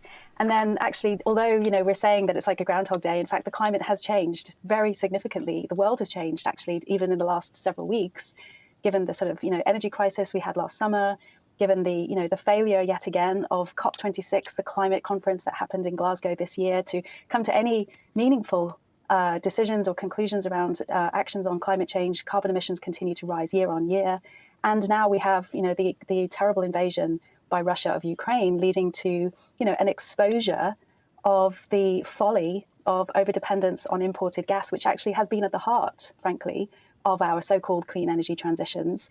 But now it's really, in light of recent events, it's no longer tenable. So I really don't think it's fair to say that it's the same old debate that we've always had. In fact, leaders and citizens are looking again at nuclear energy in light of these emerging crises that are affecting all of us. I'll add to Chris's point that we're actually seeing a lot more urgency now. I think that's one of the issues is that with the recent report from the Intergovernmental Panel on Climate Change, they said that if we want to meet our climate goals, trying to keep warming this century to below 1.5 degrees Celsius, we need to be on track to roughly cut global greenhouse gas emissions in half by 2030. But not only that, emissions are rising right now. We have to peak emissions and start declining before 2025. And so there is sort of a time crunch to all this energy development as well that we really haven't had in the past. Yeah, no, let me just make some space. Let me just make some space for Sean, because if I may, because he wanted to respond to it. Sean, go ahead. Yeah, I think that's absolutely correct. There's no disagreement that we need to decarbonize as fast as possible. And 2025, 2030, I'd be interested for my co-presenters here, how many reactors are going to get built to decarbonize in the next 5 years, 10 years, 25 years? Because if you can present a credible argument that we're going to have 20 new reactors every year for the next 30 years, or how many are you actually talking about? Because yes. If you start a new reactor every month, that's 12 new reactors a year over the next decade. We'll be honest, it's not going to be easy. Who said that fixing climate change was going to be easy? Come on. That's part of the problem. The industry has promised for decades and has not delivered. You've obstructed for decades. Look at like the US NRC and what's happened. Jeez. Delivered. We had the nuclear renaissance. You may remember that. Less than 20 years ago, the nuclear renaissance was going to deliver. There were 24 reactors put on order by US utilities. 4 were actually started construction, 2 of which in South Carolina were abandoned because they were corrupt. They were built. Not just corrupt. Greg Yatsko obstructed the regulation, obstructed the permitting process. Billions over budget. The customers in South Carolina are going to be paying for those reactors, even though they will never generate 1 kilowatt of electricity. And the 2 remaining, the Vogtle plant in Georgia, money, again, soy, my budget, money, my behind money, schedule. my And money. at the same time, some of the poorest communities in North America are going to be paying those rates. So yes, if the industry can deliver, bring it on. I don't see that. There's no that's historical great to hear. experience to show that is like this is a very big moment to have a spokesperson for Greenpeace saying that if nuclear energy can prove that it can deliver, then bring it on. Let's have that in lights. That is a fantastic movement because nuclear energy is delivering, has delivered, and will continue to deliver. And actually, as we move away from traditional construction of mega projects, much more towards the sort of advanced small modular reactors that they're being commercialized now. We're moving away from project-based approaches to a much more manufacturing-based, product-based approaches. Then we will start to see a rate of deployment that's really significant. But you know what's really surprising? Which is that actually nuclear energy is proven time and again to be the fastest way to decarbonize a grid. France decarbonized its whole electricity grid. If I may just interrupt your PSA for a moment, Kirsty. I just interrupt you for a moment. Let me just bring it in, Amir. On YouTube, we have some confusion from our audience because when you say nuclear, they immediately think of certain things and they may not be thinking exactly what we're thinking. So just very quickly, Amir, not a long explanation.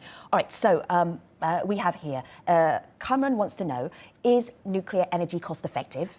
One-line answer from you, Amir, as a journalist. Thoughts? I mean, it really depends on the context. If you measure it over decades, possibly, but nuclear is the one form of energy that over years has actually grown to be more expensive rather than cheaper with time. Okay, and this one is from Shahira. Shahira is wondering, if you have a nuclear power plant, can countries then try to build nuclear weapons from that? There is not a direct connection. Is there or is there? Amir, quickly, go ahead. There's always a concern about proliferation, but that's mainly on the enriching the uranium fuel side of the equation. So not every country that has a nuclear power plant makes their own fuel. And that's why uranium enrichment is something that a lot of countries are working at very closely, more so than the nuclear energy itself. All right. So let's get... That's a half answer. So every country,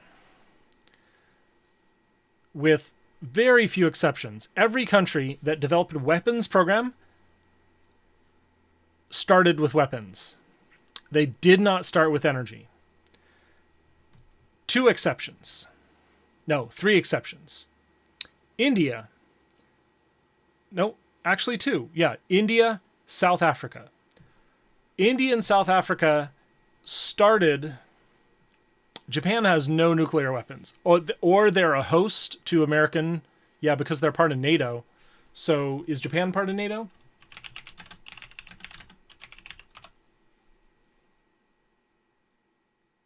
No, Japan is not a part of NATO. Does Japan host U.S. nuclear weapons? I don't think so. Oh wow, look at this. United States nuclear weapons were stored secretly at bases for Japan following World War II. Secret agreements between two governments allowed nuclear weapons to remain in Japan until 1972. Holy cow. But we've got a treaty now. There is now a treaty that says you can't do that. No, no, no, bad. Do not do that. So, yeah, number one, currently, that's not legal. The only way you can host nuclear weapons from the U.S. is if you're a NATO member, and then it's a very complicated, like, well, I guess before we pulled out of a bunch of these treaties, it was a very complicated agreement to say, okay, these countries, because they're NATO members, they're able to host because they're, participating in this.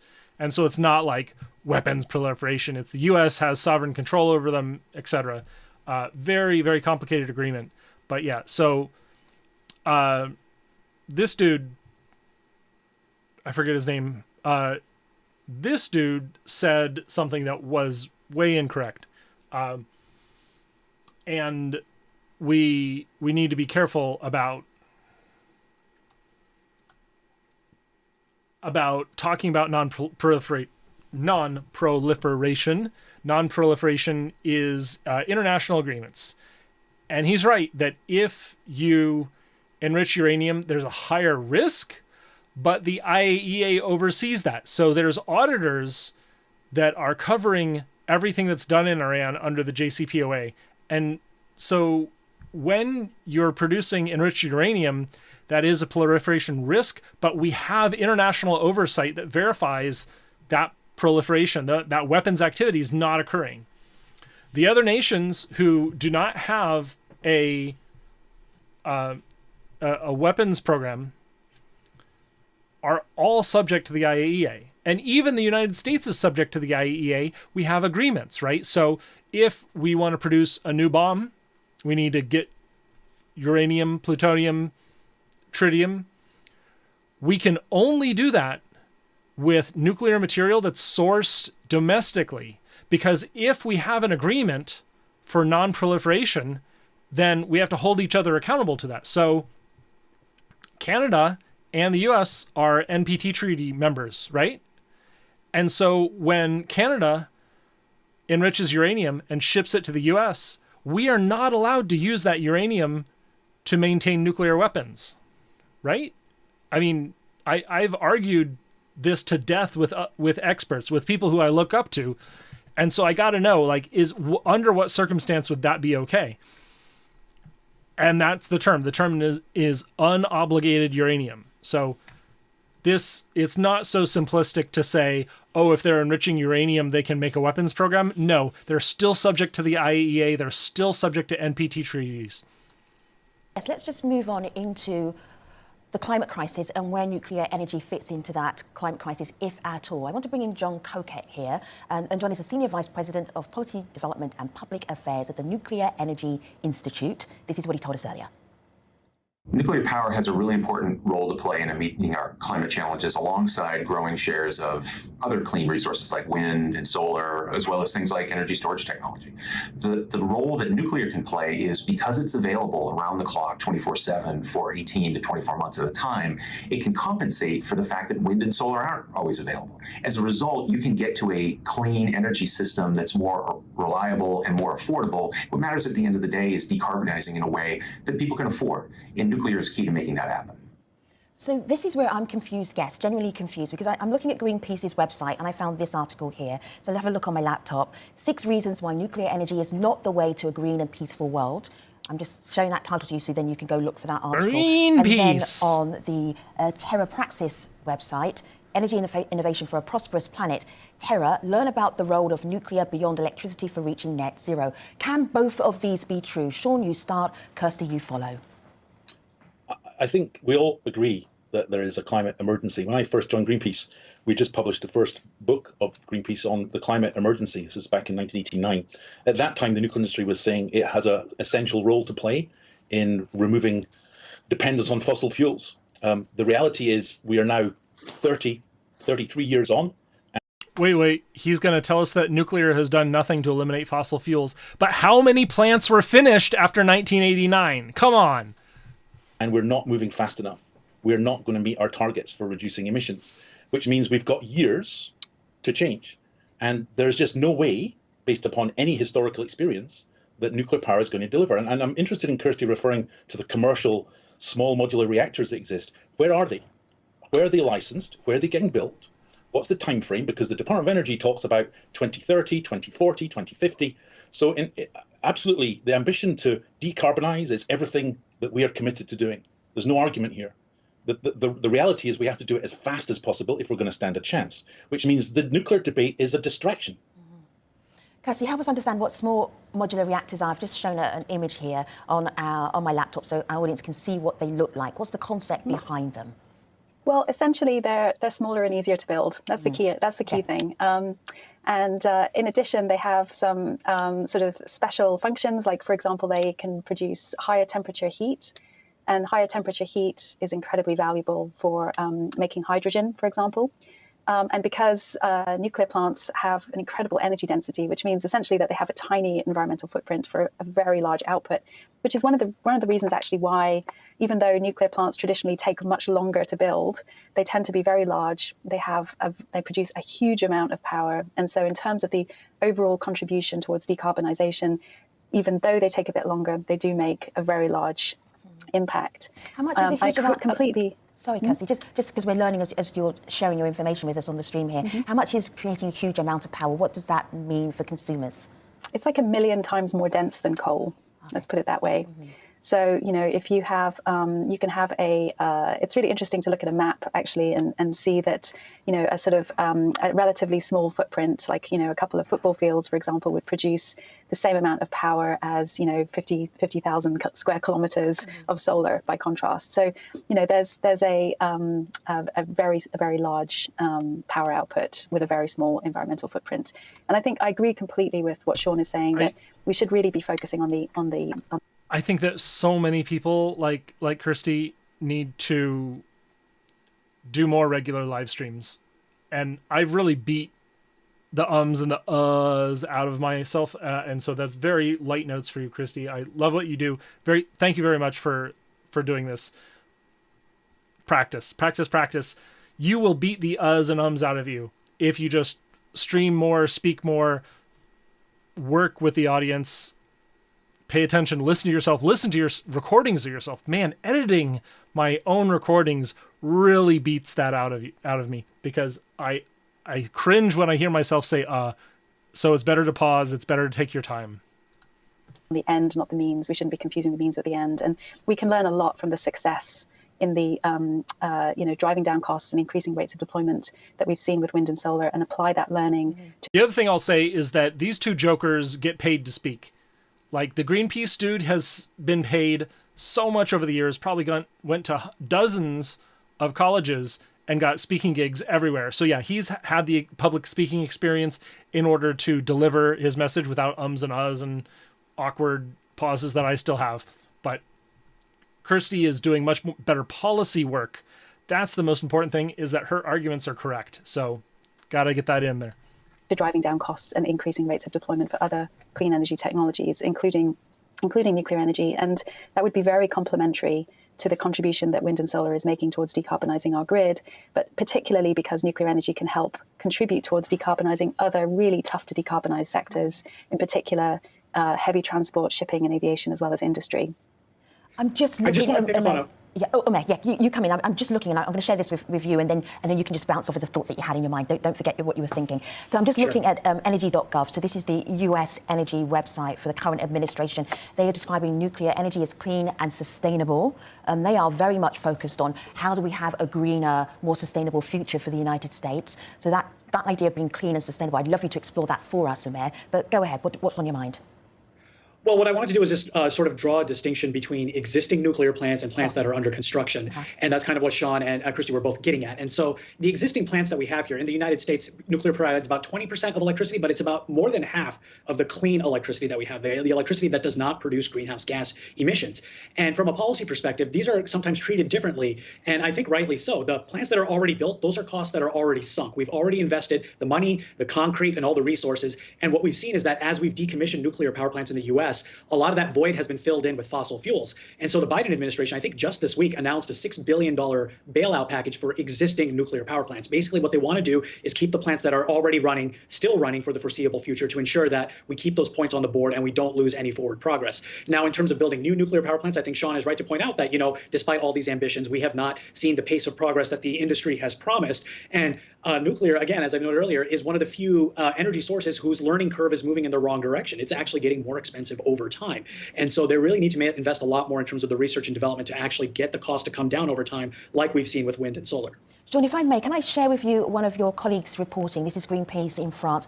There's a nuclear reactor in France. Kirsty was talking to us about the progress of nuclear power in France because of the fuel crisis many years ago. So this this energy plant, this nuclear energy plant, is costing more than it was believed that it would cost. And so I'm going to leave the reporter to pick up from that point. Let's have a listen. Let's have a look. The Flamanville reactor is proof that the myth of cheap nuclear power is not true. The Flamanville reactor was supposed to cost 3 billion euros, and we know that the bill today is more than 19 billion euros, so it's a cost that has increased sixfold. And it's probably not over yet because there are many uncertainties. On the other hand, renewable energies continue to fall year after year, and they are increasingly competitive. So that's a challenge, isn't it? How do you approach that? Because one of our audience members who's watching right now says, Sean, that Greenpeace is really good at pointing out what the problems are, but what are your solutions then? If it's not nuclear energy, what are you suggesting? Well, for the anti-nuclear movement, which predates my life, they've always talked about demand side, reducing energy demand, and we've not talked about efficiency and how that can contribute to decarbonising the amount of fossil fuels being used, but also the amount of overall energy being used. For the situation in France, they're in an absolute crisis at the moment. About a third of the reactor fleet is currently down, not operating, which means that France is even more dependent upon importing, including dirty electricity from Germany. Wait. This is what time is this? April. This is spring. This is when we maintain our reactors, is when there's so much hydropower coming from. It is voluntary. It's when you schedule these outages in order to make way for renewables. Freaking goblin. Coal plants, which are cranked up to produce electricity for France. So yeah, the solutions are clear. There's more than enough evidence from the International Energy Agency, from think tanks, from Harvard, from Stanford, across the world that renewables can deliver. 100% of our electricity can be renewables. I'm from Scotland. We currently have 100% of our electricity being generated from renewables. We're also operating 2 nuclear reactors, but they'll be shut down relatively soon. So it can be done. Germany is on track, maybe slower than it should have been because of the policies in the last few years. Where's the coal? But by about 2030, 2035, Germany will be at 100% renewable electricity, not Russian gas. Germany. Electricity. So, the dirty man of Europe. The myth of Germany is that energy transition has failed. I lived and worked in Germany for years. I was directly involved with Chancellor Merkel back in 2011, committing 40% coal. Yes, there are massive problems. How do you decarbonize the 4th largest industrial power on planet Earth? 40% coal. That is not easy. But I'm far more confident about Germany getting its energy policies right, as it does with its industry policy, compared to the island that I happen to live on, or even the United States. It's a big gamble to take, considering there is no modern industrialized economy. There's no modern industrialized economy that is running entirely on renewables. Despite spending hundreds of billions, 500 billion euros that Germany has already spent on wind and solar, it cannot reduce its dependence on not only dirty lignite coal, but also imported Russian gas. In fact, it was being reported in the Financial Times today that we cannot live without gas. Kirsty, let me ask you a couple of questions that are coming up on YouTube, and they're curious about certain elements of nuclear energy. So Andrew is suggesting that nuclear energy can be part of the climate crisis solution going forward, more sustainable fuel, etc. But he also says nuclear is clean until it isn't. Then what do you do with the waste? Kirsty, what do you do? Yeah, so we right now store spent fuel very very well managed, very contained way. In fact, the sort of special scientific advisory body for the European Commission was asked recently to look at this very question: is nuclear energy sustainable? And with a particular focus on the question of the waste. And they found that actually nuclear energy is the greenest of our technologies, including with regards to the spent fuel, because it doesn't produce any emissions, it doesn't pose any hazard to people or the environment, because it's extremely well managed and because we do have a permanent solution for disposing of it. Unlike, unfortunately, the coal plants and fossil fuels, which contribute to 7 million premature deaths per year. The World Health Organization calls air pollution the biggest environmental threat facing us. And ounce for ounce, coal ash emits so much more radiation into the environment than any of the nuclear spent fuel. So we really have to sort of put these risks into context. And okay, I don't like that answer. I really don't. Shoot, let's talk to chat. Okay, chat. Hey, what do you do with the waste? This is what you do with the waste. We're looking at a waste vitrification sample. This is from the 1980s Oak Ridge, where my dad worked on the vitrification project there. We've had this technology for 40 years. We have a solution. The waste can go into this piece of glass. It can also go into concrete. It can also go into the giant salt formations, as PyProd recommends. Look at my video with Jim Conca. You should see it in the content links here. Otherwise, go to Seattle Friends of Fission on YouTube, and you can see Jim Conca talking about the billion-year secret nuclear waste repository. Yes, that's right. 1 billion years in the Permian salt formation, we could put nuclear waste and it would never see a touch of water for 1 billion years. That is the perfect place to put nuclear waste. Maybe the only place on Earth. Maybe there are more. We need to keep looking, but we found at least one that's a good place to put our waste. Really consider the material effects on public health and on the environment, and then make our choices. There's one more question I've got to bring up, because you brought up the WHO and you brought up risks and safety. And of course, if we're watching this as an international community, there are certain places, certain names that we know of, that we know have had nuclear energy disasters. I'm going to bring in Linda Pence-Gunter here. Umair, have a listen to Linda and then respond from what you understand from the reporting that you've been doing over the years. Here's Linda first of all.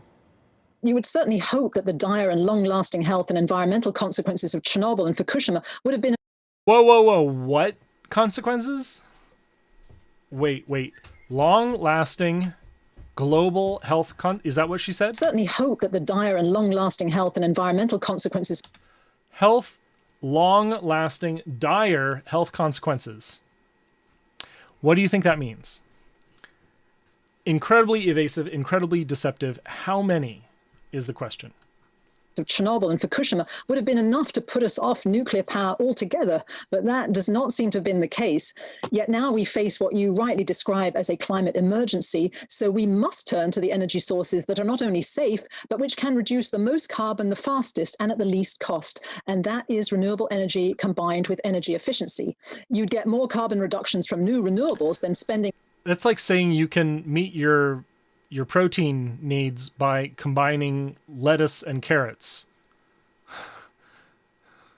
You can't. That same money on keeping an existing reactor running, and new reactors are still just designs on paper with many safety uncertainties, and they'd never get here in time or in enough quantity to do anything at all for the climate crisis. Go ahead. Well, she's right to note that, there are some major disasters that have caught the public's eye. But if you adjust for the amount of energy that nuclear produces and compare it to other sources of energy, remember, no energy source exists in a vacuum, then, that denominator becomes huge, and that nuclear ends up becoming one of the safest energy sources. There's a reason why every nuclear incident becomes national or international news. It's because they're so few and far between.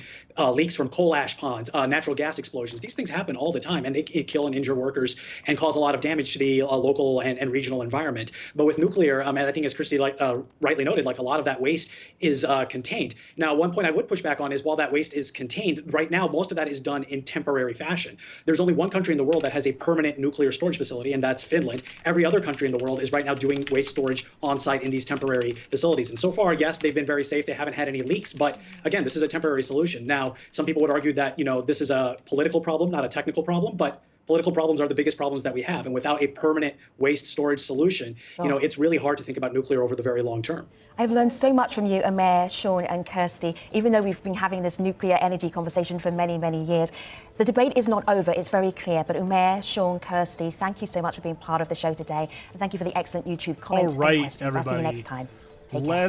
Let's go. This has been a great stream. That's the end of the React content. I'm going to end on a high point and read out the stuff that PyProd just posted in here, because this is great stuff. It comes from the IPCC report, and you can find that at ipcc.ch/AR6. That's .ch because that's where the IPCC is. They're in Switzerland. So energy systems that are 100% renewable, including all parts of the energy sector and not only electricity generation, raise a range of technological, regulatory, market, and operational challenges that make their competitiveness uncertain. High confidence. Integrated assessment and energy systems research suggest large roles for renewables, but energy and electricity shares that are far from 100%. Even with stringent emissions reductions target and optimistic assumptions about future cost reductions, it's not going to work. So yeah, they're saying it's even with stringent emissions reductions targets and optimistic assumptions about future cost reductions. So we assume that it'll work better than the base case, or better than the mean case, and we assume it'll be cheaper than the mean case of price reduction. Even with that, we're not going to hit 100%. Continuing, many 100% renewable studies focus more heavily on electrification for decarbonizing end uses and include less biofuels and hydrogen than broader literature on deep decarbonization. These studies typically assume a constrained set of available technologies to demonstrate the technical feasibility of very high renewable systems and do not optimize to find least cost technology neutral decarbonization pathways. Many 100% renewable studies focus on the electricity sector. That's it. So there's all of this stuff that's not able to be electrified. It's not going to get there. You're not going to be able to just be more efficient, bro, out of the need to produce concrete, the need to produce fertilizer that we're seeing is highly dependent on fossil fuels right now because of the conflict in Ukraine. So thanks everyone for stopping by.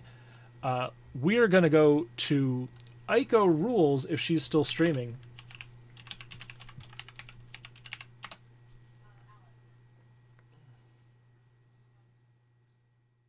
Indeed, still streaming.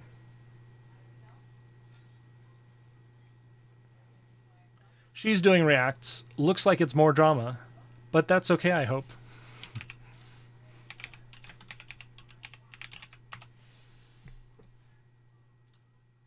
Thanks so much. It has been a pleasure talking to you all. It was great fun on Mr. Geek's channel doing Hippy Dippy Recruitment. Really happy to be there. Thanks everyone. Yeah, 4-hour stream. That's what it takes. You know, if Mr. Geek gives you a raid, do right by the brand, do right by the business, and keep streaming for a couple more hours. Tell Aiko I said hello, and please support nuclear energy.